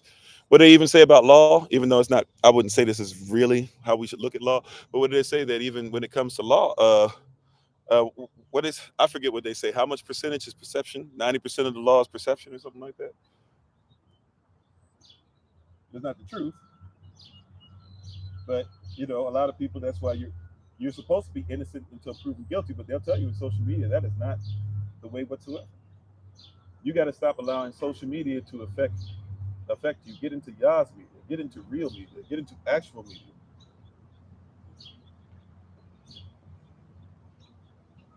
So we have up here, as you can see, so we have Kennedy, the Kennedy family, Nixon, Reagan, Bush. And now when we get to drugs, and we can keep going after this, but I'm going to just stop and keep it here, right, to keep it short and sweet. But I just want to show you the media has dressed this up so much that you're against each other. And if you haven't realized, we're dealing with, so far, Democrat, Republican, but let's put another Democrat on here. You ready? And these are two different sets, right? This is a husband-wife team. Yep. We would be remiss if we don't at least address them, because by addressing this, we address Reagan. We attach Reagan to Trump, right? Bush is already attached to his son. Okay, right? So we already established that from that point, right? We already attached it to Nixon, showing you that, right? And Kennedy, we've already shown you how that is with Democrat or whatever, right? And how these people are all attached anyways. But now we got to get to the Clintons. Now we're getting into some real bipartisan stuff. Oh, I'm sorry, y'all. I don't know. I'm trying. This wind is really kicking my butt. I don't know. I'm trying. I thought I had a nice little setup to make sure it was leaning enough where the wind wouldn't affect it. This is a really light board. I might have to get a heavier board. I think I need to get a heavier board. I have a heavier board. I need to start using the heavier board. It's just really heavy to move, but we might have to start using that because it's too much. But anyway, now we got the Clinton family. Now we have the Clinton family. And I'm sorry, I got this stuff all up I'm trying to make sure y'all can see it in the chat. All right. So now we get to the Clintons. Now we get to the Clinton family, right? You see, so now that we're at the Clinton family, what are we dealing with? We were dealing with the Kennedys first, right? How they got on the board. Then we dealt with the Nixons, how basically the Kennedys messed up and somebody else was able to get them out the board, and then they put somebody else to represent them, drugs still flowing, right? Then we get the Reagan and Bush stuff, right? Reagan attached to there, Bush obviously attached to Reagan, right? Now we get to the Clinton family. The Clinton family used the same thing, say no to drugs, to be able to lock up a bunch of certain people. And it didn't just affect, see, once again, this is why I got to tell people, because people are so quick. See, here you are, you're going into race. You're racist, you're reverse racist. Stop it. You know why I have to tell you to stop it? I got to stop you real quick, right? I got to stop you real quick. I got to tell you to stop it. I got to tell you to just hang in there and hang on to your humanity more so than what you think I'm talking about, your race or your religious belief or your who you vote for or whatever, okay? Why I'm telling you to stop it is because that what Clinton did affected everybody who ever went to prison, and it put blood on a lot of people's hands. Okay? So stop talking about, yes, am I talking about how it's going to disproportionately affect a certain group of people? Sure, but it affects everybody because of that. Okay? All right? Please listen. I want you to hear, because some of y'all are getting some stuff now that you weren't able to get before, but I need you to hear. You're not going to get it if your mindset is, I'm going to start arguing over race and this, and I don't care about that. Right? It is truth that certain, and even I told y'all before, a lot of you don't even know where the word race comes from. If you knew where it came from, you wouldn't use it except for talking about on your marks, get set, go. Right? That's supposed to be the only competition. I'm not in competition with any of you guys. So if you knew what race really was and where it came from and why you used it the way it was, if you knew about its bloodlines, if you knew about where it came from as far as eugenics and Darwinism and Linnaean doctrine and all that stuff, you wouldn't use it anyways, no matter what color you were. And you wouldn't even say there's a human race unless you believe in evolution and Darwinism specifically and Linnaean, right? Carl Linnaeus specifically, then I guess you should. But that's actual racism, or what you guys use as racism. Okay. All right. So I'm not doing that here. Okay. I need you to catch that. That's not what we're talking about. So before people get in their feelings, your feelings are accurate. Your feelings are real, but they might not be based off of reality. So let me help you out. Trigger warning. Calm down. Woosah. Woosah. Right. Isn't that what they used to do? Rub ears, right? Woosah. Okay. Count to 10. Count backwards from 10. Breathe in. Breathe out. Take a deep breath. All right. Okay. You ready? Clinton is important because he affects everybody. Reagan just did the war on drugs where he went to a particular neighborhood. Clinton comes in and finishes the same job. Now, remember I told you, what did Reagan have to do to get voted in? Y'all remember what we said about Reagan? Now we're going to do the same thing with Clinton, right? I'm going to be accurate. I don't know how fair you'll think it is. I'm going to be accurate. Hopefully you recognize it as me telling the truth and not worried about partisan politics, okay? All right, you ready? What was the reason that we said that Reagan got voted in the first place when he said make America great again, and that's what he ran on? What got him ready for that? What got Nixon and them ready to help him to be able to make America great again when he ran? Do you remember? Do you remember? I got to ask the question. Do you remember? Before you get into being mad, okay? He used drugs and everything when he got in, right, to be able to fund the war that he wanted because he didn't like what happened in the Contra war, right? But what is it that Reagan had to do to prove that he was okay to be president? Reagan had to, hold on, anybody get? Okay, Reagan had to kill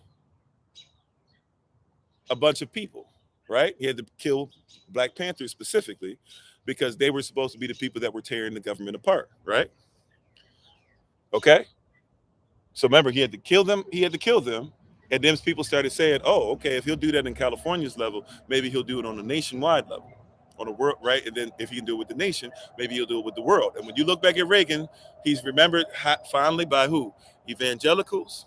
He's remembered finally also by corporations. He's remembered finally by certain diasporas who have children, boys, especially of a certain age. And he's remembered finally by people who say you got to be tough on crime. And that means what? Those who sell drugs. And those who sell drugs, usually people mean who? Okay. All right.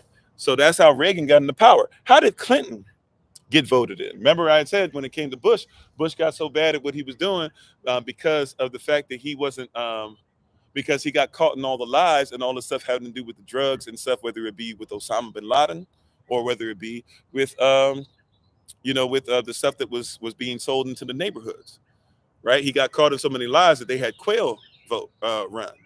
Quayle lost because Quayle just wasn't ready for the moment, even though Quayle probably would have been a much better president as far as when you guys think of good presidents or whatever. He probably would have been a president y'all would have liked on both sides, probably, right? But Quayle wasn't ready for the moment. Well, actually, I'd say more on the Republican side, but either way, I don't really care about that part. But Quayle ran against Clinton, right? And then Clinton and Quayle, while they were running, they also ran against Ross Perot.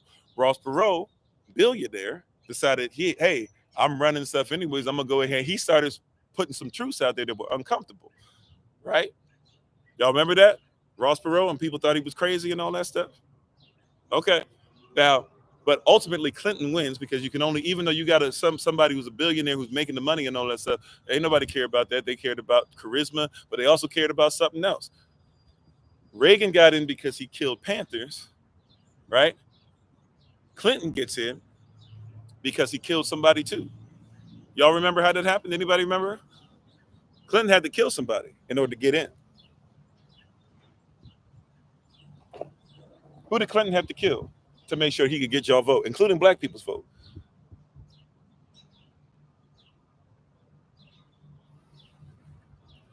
Who did Clinton have to knock off? Who did Clinton have to execute?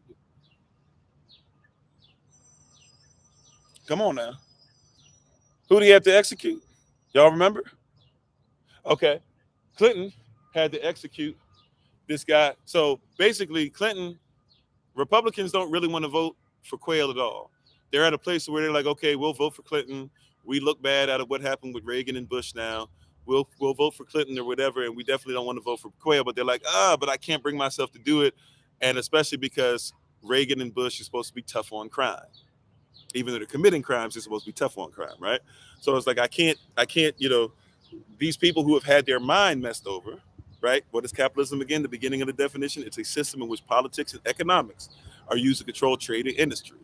That trade and industry is wielded by owners of private corporations for profit and not the state.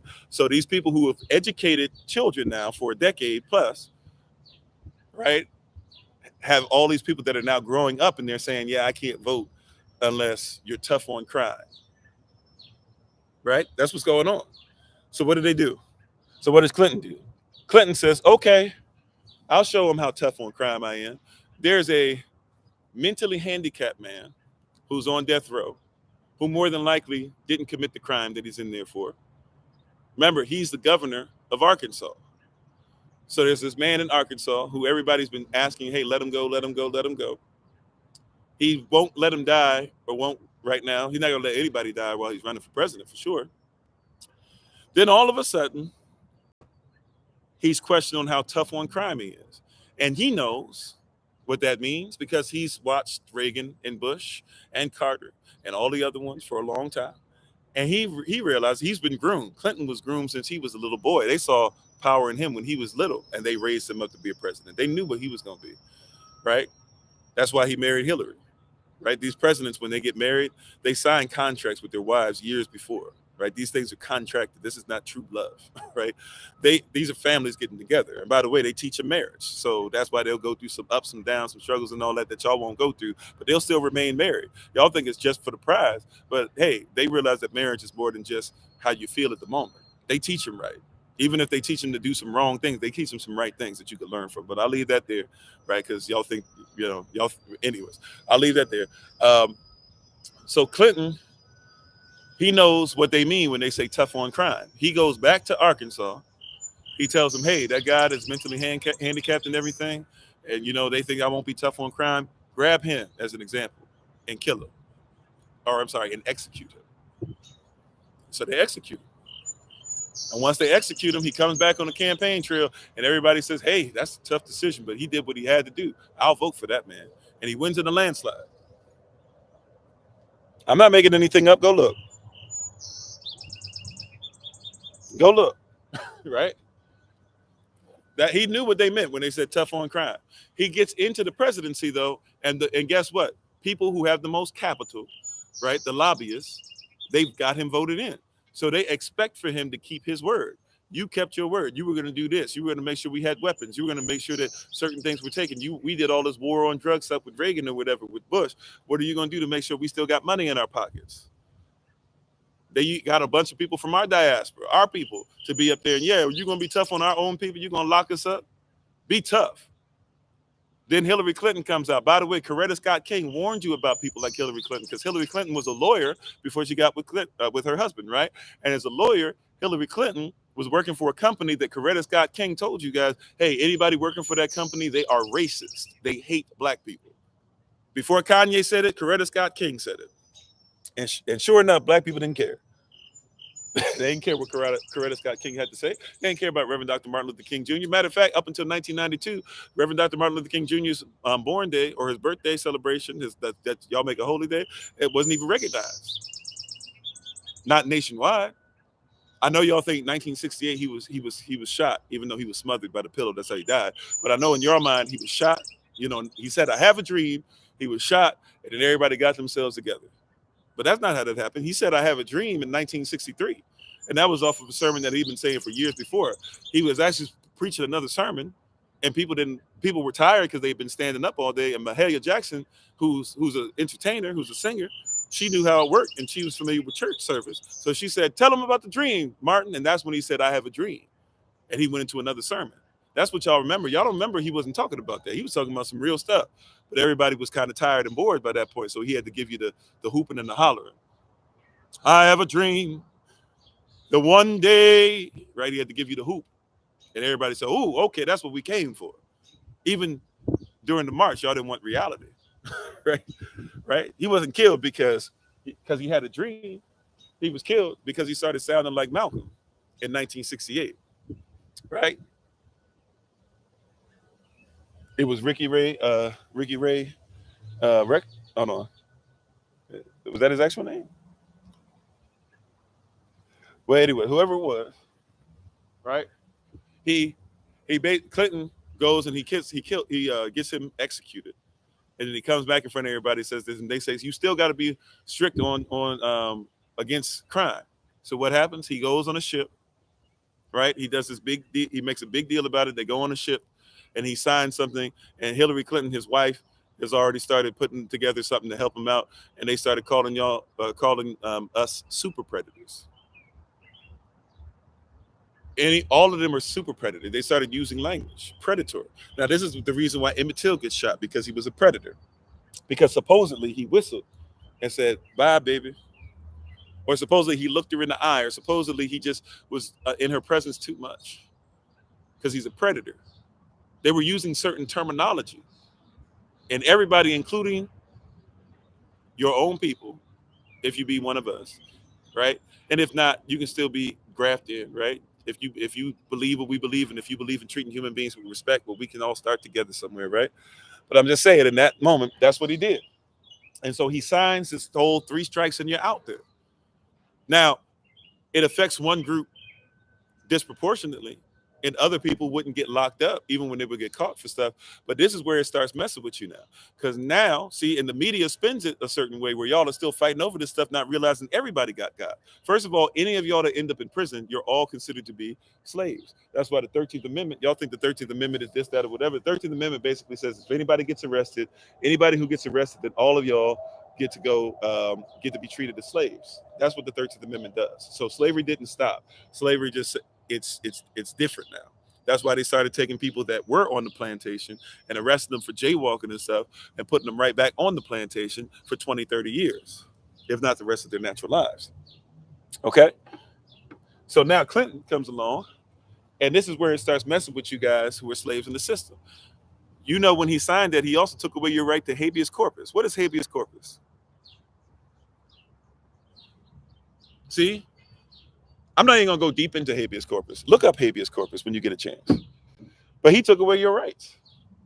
And people were so into Republican, Democrat, black, white, drug dealer, this, that, or whatever, that you didn't realize that once he did the 3 strikes and you're out thing, that meant that a lot of people didn't even have a right, that when their rights were violated, when they were arrested, or when stuff was planted on them, or when lawyers wouldn't give them their due, or when they didn't have actual due process, or things like that, they couldn't even go and fight.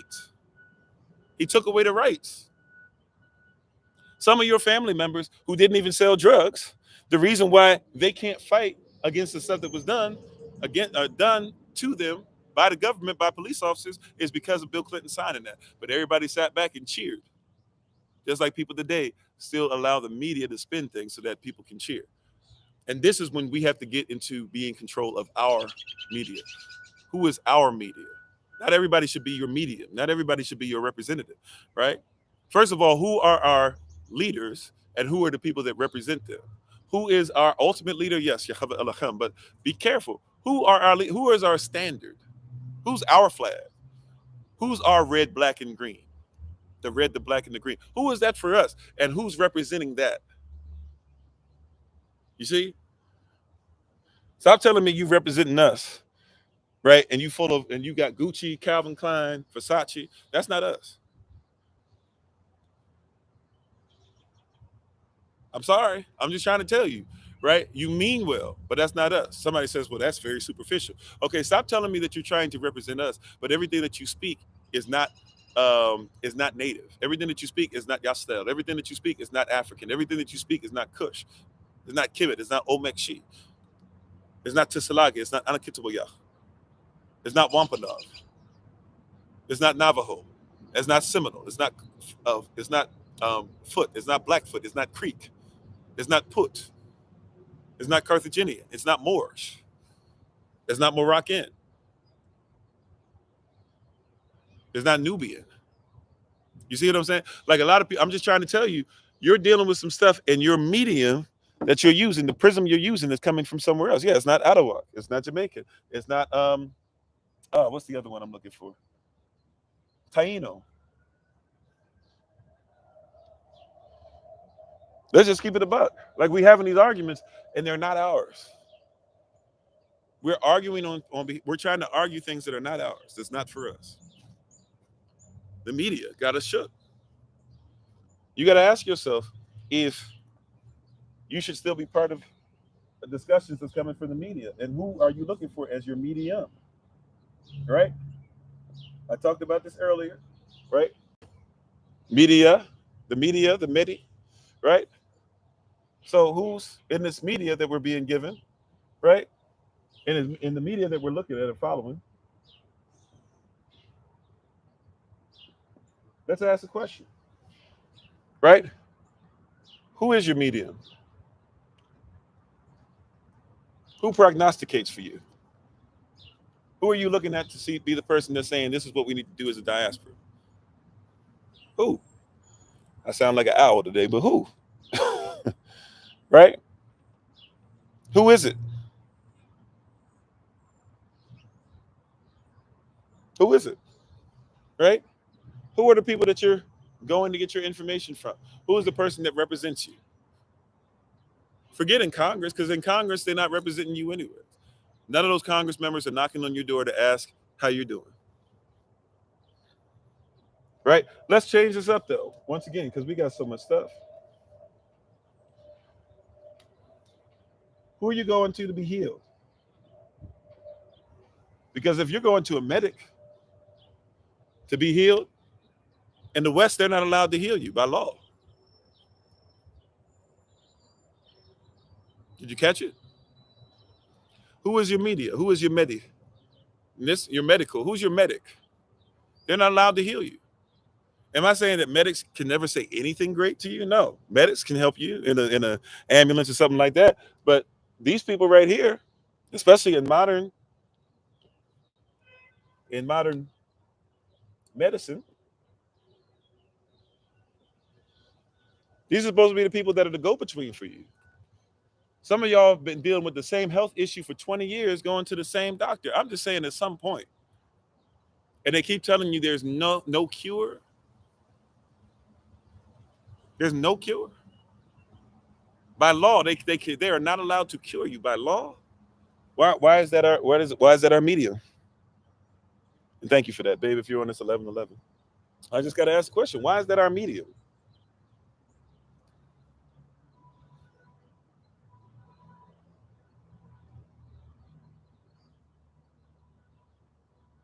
I just got to ask the question: why is that your medium? Yep, pharmacist, pharmakia. Right, Pharmakia, by the way, is a Greek deity or is a goddess. Right, if you were dealing with even some stuff mixed in with druids, right, who uses witchcraft to control. Right, like who's setting the standard for you? You got to ask the question: who's setting the standard? This system is sus. Who is your media? Who is your go-between? Who are you looking to? Who are you looking to? Who is your standard?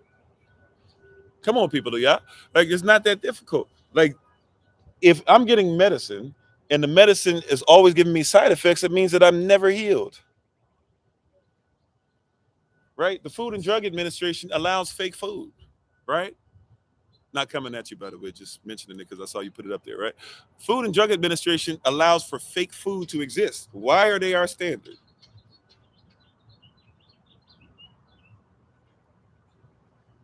I'm just saying, we got to ask some questions.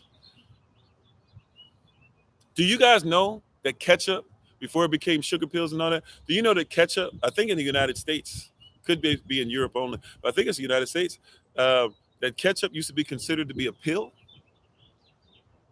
They used to use it for medicine, not the stuff you eat today.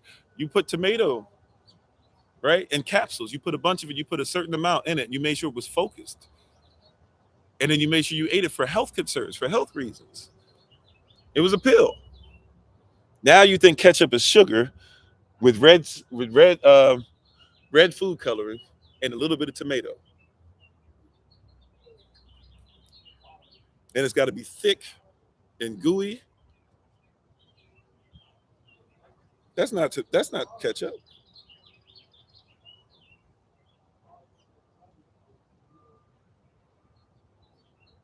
not ketchup. Right? But you got to catch up. You got to figure out that they're messing up. They messing up all this stuff. And we're sitting up here just going for it. Right? The media spins this stuff. They'll sit up there, both sides will come up and talk all this stuff about food and this and that and not real food. And right. And both sides are making money off of your demise. At some point, the media can't be in control anymore. Or at least their media can't be in control of you. You got to ask yourself, do they deserve to be over you anymore? Did they ever deserve to be in the first place, for real, for real? But now that you know better, are you going to keep letting them do the same thing? Or are you going to call them out? You're going to say enough is enough. My family will not fall for the okie doke anymore. My people will not fall for the okie doke anymore. My children will not fall for the okie doke anymore. Right? When it comes to media, here's some other things. Let's just interchange some things because, see, once again, we only think nowadays about social media. Right? We only think about social media. Let me just give you a few more points that we're going to take our leave. And thank you, everybody, for being on, especially if you made it through the end, especially if you've been on for the whole thing. Really appreciate it. You appreciate everybody. But, I know it's been a little while today. And some of us coming from Thursday Rising Prayer. And I'm going to kind of be doing recordings all throughout the day, probably on Kofi_40 and then on Kofi_42 later this evening. Especially if we got to catch up on some of this stuff for our classes, too. Right? But here it is. Here's some stuff that you can interchange with media. Right? Just want to put this out here because I've been saying all this, but I want you to recognize some of this stuff too. Some of your first media that you dealt with was school. Before you started listening to the news and doing other stuff, some of your first media that you ever dealt with was school. Some of your first spiritual experiences. I'm sorry, some of your first sexual experiences, actually, even though it deals with some spirit stuff too, was school. Some of us heard how sex worked before we even watched pornography or anything because we used to hear all these little guys at school who, now that you get older, you realize they didn't know what they was talking about. They were just making stuff up so they could say that they were the authority or something.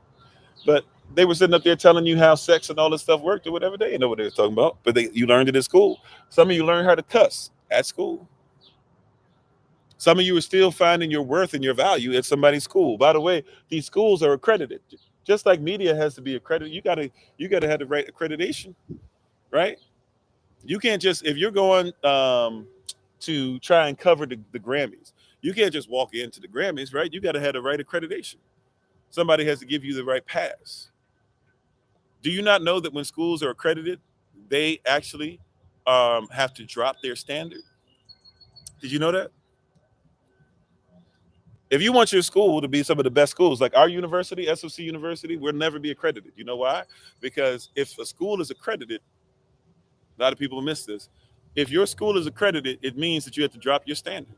The best schools on the planet, right? On the planet Earth, is what? Are non-accredited schools. The best schools on the planet, non-accredited. You know why?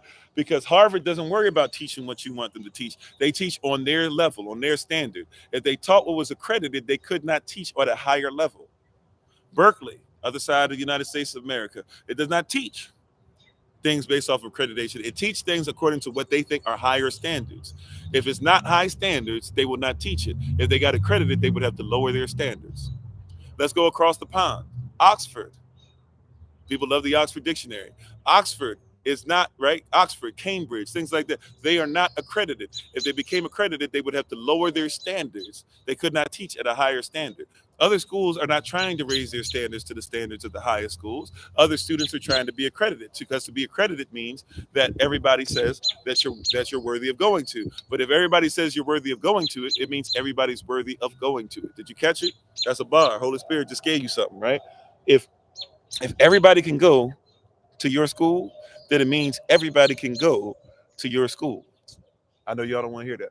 In other words, I'm not saying everybody shouldn't be able to go. What I'm saying is that everything is not for everybody. You want to go to school and say, teach me about me. You're going to a place where everything is not for everybody, including your child that you send to their school. You hear what I'm saying? Everything is not for everybody. There are some people who listen to what I had to say today and are going to come away and not do anything with it. They're going to like what it said, or they might hate it. Some people hated it just because they saw it come out of this vessel, right? Everything is not for everybody. As much as I would love to be able to say that I have the ability to help everybody on the planet, I'm not called to everybody on the planet. It's an impossible task because I'm not the Most High, right? So everything that I do does not affect everybody, and I'm okay with that. Just like everything that everybody else does not affect me the same way, and I'm all right with that. And you should be all right with that. I cannot be everybody's friend, so I don't attempt to be. It would be foolish when people say, everybody's my friend. I get along with everybody." That, like, you can't have 5 billion friends. You can have 8 billion friends nowadays, right? You can't have 500 friends. You can have 500 acquaintances, maybe. I can have millions of people that I teach, but I can't be everybody's friend, right? So what can I do? I can make sure that when you're around me, I can give you confidant energy, though. We can be family for real, for real. I can make sure that I give you confidant energy. I can give you spiritual energy. I can give you spiritual father energy if you need it, spiritual brother energy if you need it, right? I can show you certain things. I can give you tools. We can give you as much stuff as we can, even financially when we have it. But I can't be your friend all the time. It's impossible.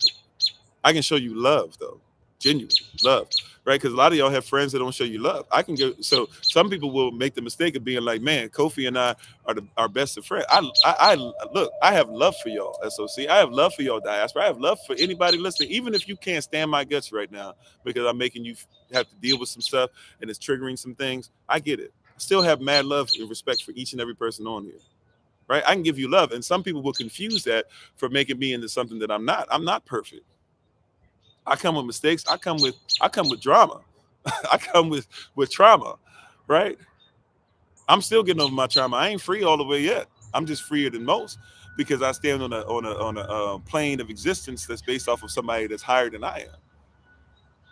So he created a place for me to reside in a high place, right? And I don't allow the media to take me out. That includes how they try to school me. They can't school me anymore. You hear what I'm saying? That's media. See, some of your media. Let's keep it 100. Some of y'all media is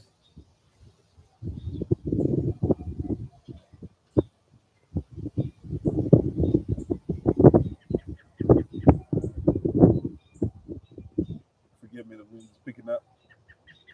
I'm gonna try it with a heavier board tomorrow. I might have to get a bigger easel. But some of y'all media is barbers and dressers, hairdressers, barbershops, salons. Y'all have so many conversations about people with people that can't even keep men, can't even keep women, not even trying to have one woman. Some of them not trying to have one man. Right? Some of y'all, that's your media. Right? Some of y'all,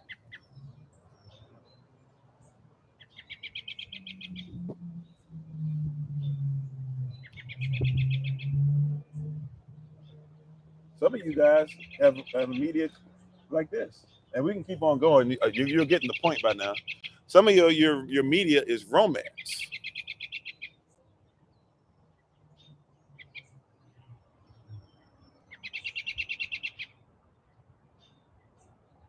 You think that if it's romantic, it's real, but romantic just means Roman antics. The reason why you like candlelit dinners is because Roman people, a lot of them didn't live the way that you live. They didn't, and definitely didn't have electricity the way that you have. As much as they lie to you and try to say everybody had it, a lot of them didn't. Especially poor people.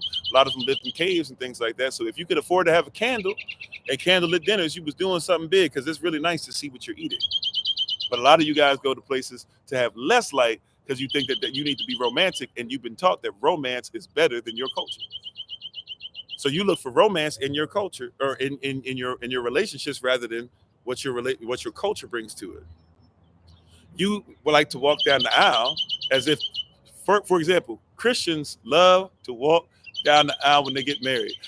It shows how wild Christianity can be sometimes because people love to walk down the aisle to get married, but cannot show you a verse that supports you walking down the aisle.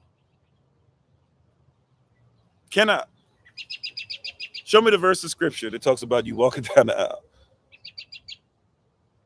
But Christians love to walk down the aisle to tell you what you mean. You can't find a verse in scripture that says that you should wear a white dress. You can't find a verse in scripture that talks about tuxedos. You can't find a verse in scripture that talks about best man, bridesmaid, or matron of honor, groomsmen. You can't find any of it. Even in English, when they changed it to English, you can't find it. But you love to do it though. Honeymoons. Oh yeah. Right? But you won't find it. But once again, see, romance, your media. Who is your media? If your media is somebody, right, who's trying to be romantic, they can spend anything they want. And that's what often happens. That's what often happens, that they spun this stuff so much. So I can keep on going and giving examples, but last thing I'll do, and then we'll get ready to take our leave and do our shout out. If you're on TikTok, joining us for the first time, by the way, thank you for being on. If you're on YouTube as well, if you were on the podcast, if you were on Facebook, we appreciate you. This is what I want to give you though, and then we're going to take our leave, right? Last thing I'm going to talk about is media, as I talked about before. It's who the in-between is. And here's the media that I really need to talk to you about in your life. I don't know if we'll come back to this later this evening or not. We probably will. Actually, you know what? If somebody can remind me, maybe somebody can shoot me a text or something like that. We'll go back into this tonight at 8 p.m. Actually, we're about 7:45. About 7:45. I'll be on Kofi_42. I'll probably be on in between there on Kofi_40, the original page. But yeah. But here's media in between. You need to realize that you've got to become the media, not just for your people. You've seen that. But now I need you to realize this as we get ready to take our leave. We'll pick this up tonight. You got to become the in between for yourself. What does that mean? You got to become the in between for yourself, right? Are you willing to become the in between, the media, the medium for yourself? Now, not just only will you tell yourself the truth, will you make sure that you represent yourself well, all that, right? All that's key. All that's true. But that's not necessarily what I'm focusing on when I say. What I'm focusing on when I'm saying that is namely this, right? I want you to get this in your spirit. Right, we're gonna take our leave after this. Thank y'all so much for being on. Appreciate you. Right, I want to end on this point right here. Right, and I appreciate y'all. Thank y'all so much for being on. In between. Okay, listen. It is important in all the celebrating of one's birth. Right, we appreciate the celebration of your birth or your born day. We appreciate the celebration that people come to at your funeral, at your death. Many people, that's your focus. If I can get to my birthday every year, that's a big day. That's that day I got a birth week, not a birthday. I got a birth week. And a lot of people you celebrate deaths. It's important for us to know our destination, the vision, right? It's always important. It's important to be mission oriented. That's why I say all the time, a man without a mission is a dangerous man, because a lot of brothers out here, they have no mission, and sisters don't even think about it. You're not supposed to be in submission, not submitted to a man, but you're supposed to be in submission, submitted to a mission. And a man without a mission is dangerous, or a woman who's not trained, because really it shouldn't be a man you're looking for anyway. It should be a husband. Husband's on a higher level than man. And in our culture, you're supposed to be pre-qualified to be a husband, pre-qualified to be a wife. He who finds a wife, the pre-qualified, findeth, right? Findeth the righteous thing, right? And obtains favor from the Most High. She should be a wife, and you as a husband should already be in your work, ready to. So when you meet each other, you don't go through dating, because dating's not in your Bible either. You already know what it is. He presents himself. He presents what he is, what he does. You look at it, you pray about it, you think about it. Then your families get involved, and then if the decision's made, you prepare yourself for him. He prepares a place for you, so that once his father says it's time to go get his bride, and everybody's been in accordance with everything, then you can come together. It's a different mindset. But nevertheless, I need you to catch this. The in-between. See, it's great to have a mission. Don't be in submission, be in submission. Right? And it's great to have mission. It's great to have ambition. It's great to have drive. But you need to have a vision. You need to have an end you're going towards. Then you get placed at the beginning. And that's great. But guess what? In your life, on your grave, right? If you don't have anything on your grave, if you don't get some type of inscription put on there, you don't have some saying on there, if you don't have something people remember you by, your grave is going to basically say four things on it. It's going to have your name, right? It's going to have your name on there. Your grave marker, it will have your name on there. It will have the day you were born. It will have the day that you expired, at least in this form. And then it's going to have a dash. That's the in-between. Hallelujah. That's what's going to happen. And all this media that we're talking about, is the media that you're getting, is it influencing the in-between in your life? Right? Is it taking you from where you are right now? Is it taking your community from where it is right now? And is it taking you to the next level? If it's not doing that, it's not the media for you. It's not the medium for you. It's not the median for you. It's not the medicine for you. It's not the medic for you. You hear that? You got to learn how to make sure that something can be the proper medium for you.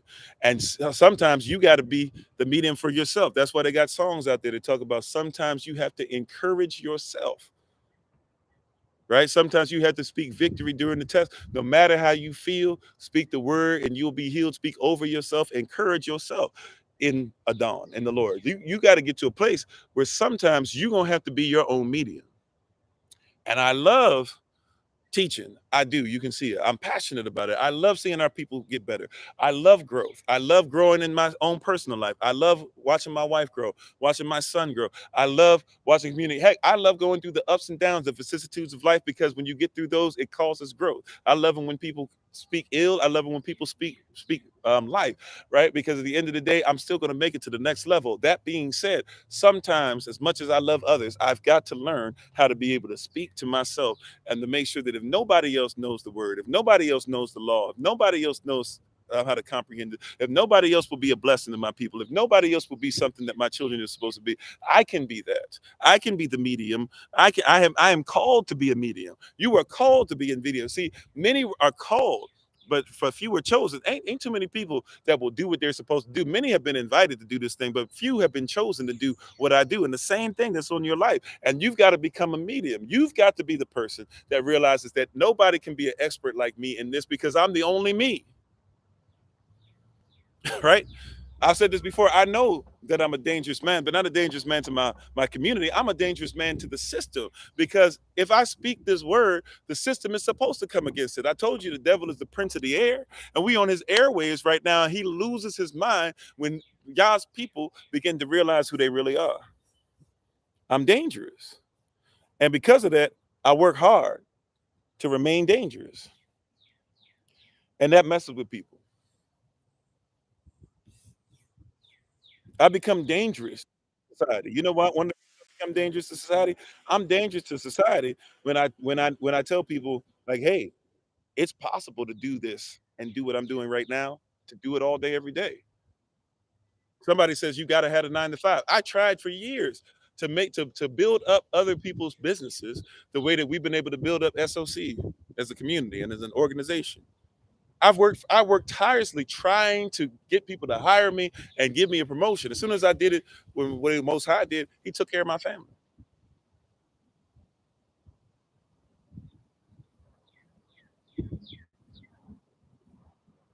Like, as soon as I went into what He told me to do, my family been straight. We were making way more. I told you we were making way more, including my wife, who was the breadwinner. My wife, if she wanted to go right back into what she was in, the government used to pay her a whole bunch to come in and tell them what to do. Okay, she could easily go back into what she's doing, but we simply decided to stand on principle and be obedient and to be in Yah's will. And guess what? We're here doing this all day, every day, or at least the days we don't take off. Right? And so I'm just here to tell you it's possible to be a medium, or be the medium, or be the media for yourself. Right? Now use Yah's word to be what you put out. See, the media is supposed to take something from, hear what I'm saying? The media is supposed to take something from the elites and bring it to the people. So you can go ahead and say, hey, Yah, what is it that you want me to speak to myself? See, I need to have something to speak to you, but hear what I'm saying? I need to have something I speak to me. So sometimes it's okay for me to say, people will say, oh, well, you shouldn't say you're humble. No, sometimes I got to speak that over myself. Kofi, you can't be doing all this stuff. Humble yourself. People say you shouldn't speak things over your certain things. No. I am righteous. I'm in right lawful standing. I'm above and never beneath. I'm the head and not the tail. Why? Because the person who's above me, right? He said, go ahead and speak this over you. So I'm the medium. I'm the media. If anybody should be speaking this to me, it should be me. If I turn on, we have no televisions. My wife and I were just talking about this. I think we've had a television before, but never used it. But we have no televisions in the house. Actually, we've had televisions we've used to be able to show you guys other people speaking, but we've never had like a television we've watched. Never really had cable like that, anything like that. Never. Don't want it. But we were sitting there talking about it. We were like, yeah, you know what? Like, but we become what? We get to choose our own media all the time. We become our own media. We don't worry about. See, look, I'm not saying that I'm not aware of Fox News. Obviously, I talked about it, right? I'm not saying I'm not aware that Fox News just lost all that money and might lose a whole bunch more. I'm not saying that I'm not aware of what's going on with Donald Trump right now. I'm not saying I'm not aware of who's running for president. I told you guys those things. But just because I'm not aware right? Just because I'm not aware, or I'm sorry, just because I'm aware of some of those things doesn't mean I know them or acknowledge them, right? It doesn't mean that I'm intimate with them. That's what the word know means. So I'm not intimate enough with them for them to be my media. They're not where I get my news from. You catch that? And even if I stumble across them and they're the reason why I am aware of something, I immediately will listen. I turn it off, right? I don't have a television, so I guess I would turn it off or scroll or whatever. And then I look to see if I can read up on it and find something. I try to fact check it. I try to look at the context. I try to say, okay, what happened to get us into it? And then by the time I finally look at it, I've listened to so many different things that now I can be a proper medium to myself. They are not my media. They're not the ones that's feeding me. If they introduce it, then they don't get to be the end all be all of it. They don't feed me. You hear what I'm saying? Some of you are afraid of what your boss. Now, look, you should be honorable at anything you do, but some of you are afraid of what your bosses are saying because in your mind, they are your media. They're the ones that feed you the information. They feed you your money. They feed you everything. But when your hubba becomes your boss, I'm just trying to tell you, they ain't nothing like it. Right? He's been my boss when I had a 9 to 5 too. I'm not saying quit, right? This is for educational purposes only. And also, Pastor Kofi just recorded. I didn't say quit. That's on you if you decide to do that. I ain't telling nobody to leave no job. All right? That's between you and the Most High. If he says move, then you got to move when he says move. Right? Hear what I'm trying to tell you, though. Hear what I'm trying to tell you. That better not be your media. And right? And it's getting worse and worse and worse and worse. Right? They're not telling you facts. They stopped telling you facts. Really, they never told you facts for real. But they're not even trying to make it pretend that they're telling you facts. Everything is opinion based. All of y'all who watch your favorite sports program that you're gonna watch today, you're gonna watch. If you're gonna watch Stephen A. Smith, if you're gonna watch Nick Wright, if you're gonna watch Colin Cowherd, if you're gonna watch Mike, I can't remember his name. Michael something. He used to be on. Black guy used to be on ESPN with the sister that was on there, and they both ended up getting fired or whatever, or well, she got fired, and then he ended up leaving or whatever, right? Carrie Washington or Carrie, no, not Carrie Washington, Carrie whatever her name, Carrie Champion, out there. Dan Levitard out somewhere now. Wherever you gonna get your sports stuff from, I'm here to tell you that you better be careful, like who you getting this stuff from. Don't make it your media. Don't make it your medium. Don't make it what gets to inform you as far as that's the only thing that you're going to find out. Study everything. Study what I've told you today. This is why these things are so long. People think these things are so long just because I like talking. You need to get as much information as possible to fact check as much stuff.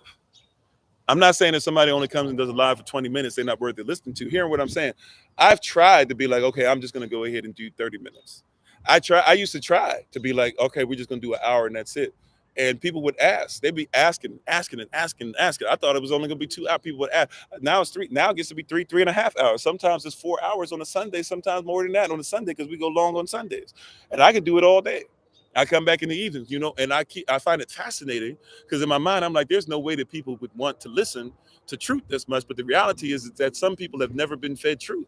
And so even though sometimes I speak on the same stuff over and over and over again, people will still learn something new that they've never seen before because somebody hasn't been put into it.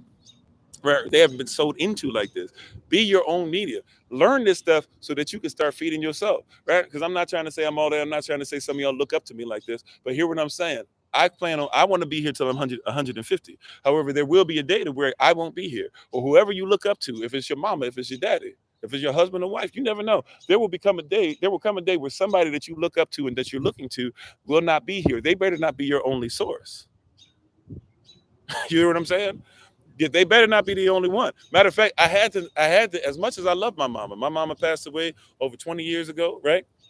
And still difficult for me every Mother's Day and all that stuff, right? But I still honor her. I still do what I'm supposed to do. I still love her. I still appreciate her. I still support her, even with her being gone. And I still uphold certain ideals that she taught me that others didn't teach me. Thank you for the love. Appreciate it. Right? That being said, I had to look at some of the stuff my mama taught me and be like, I don't know if that's for me. I love my father's work ethic. My father's still faithful to his wife. His wife passed away over 20 years ago, never went out on another date.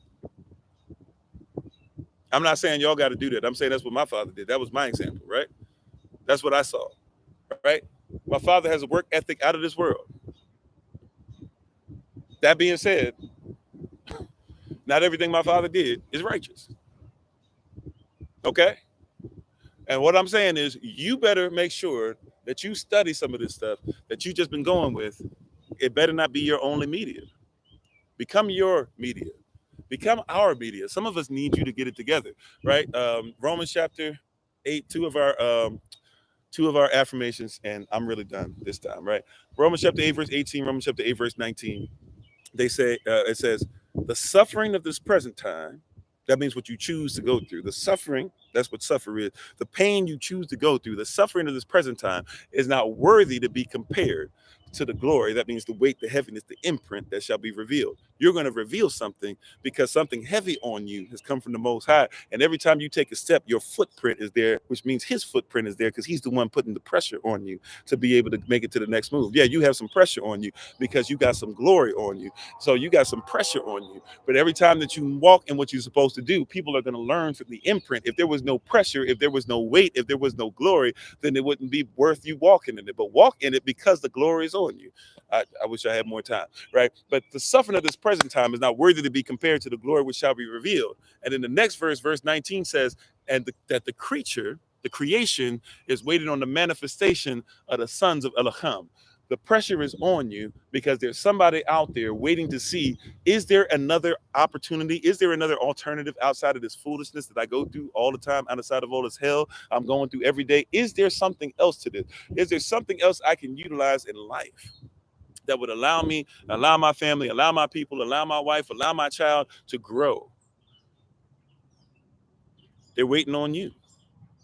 Become the media that you never had. Become the medium that you deserve. Become the medium that they deserve. Become the medium that they need.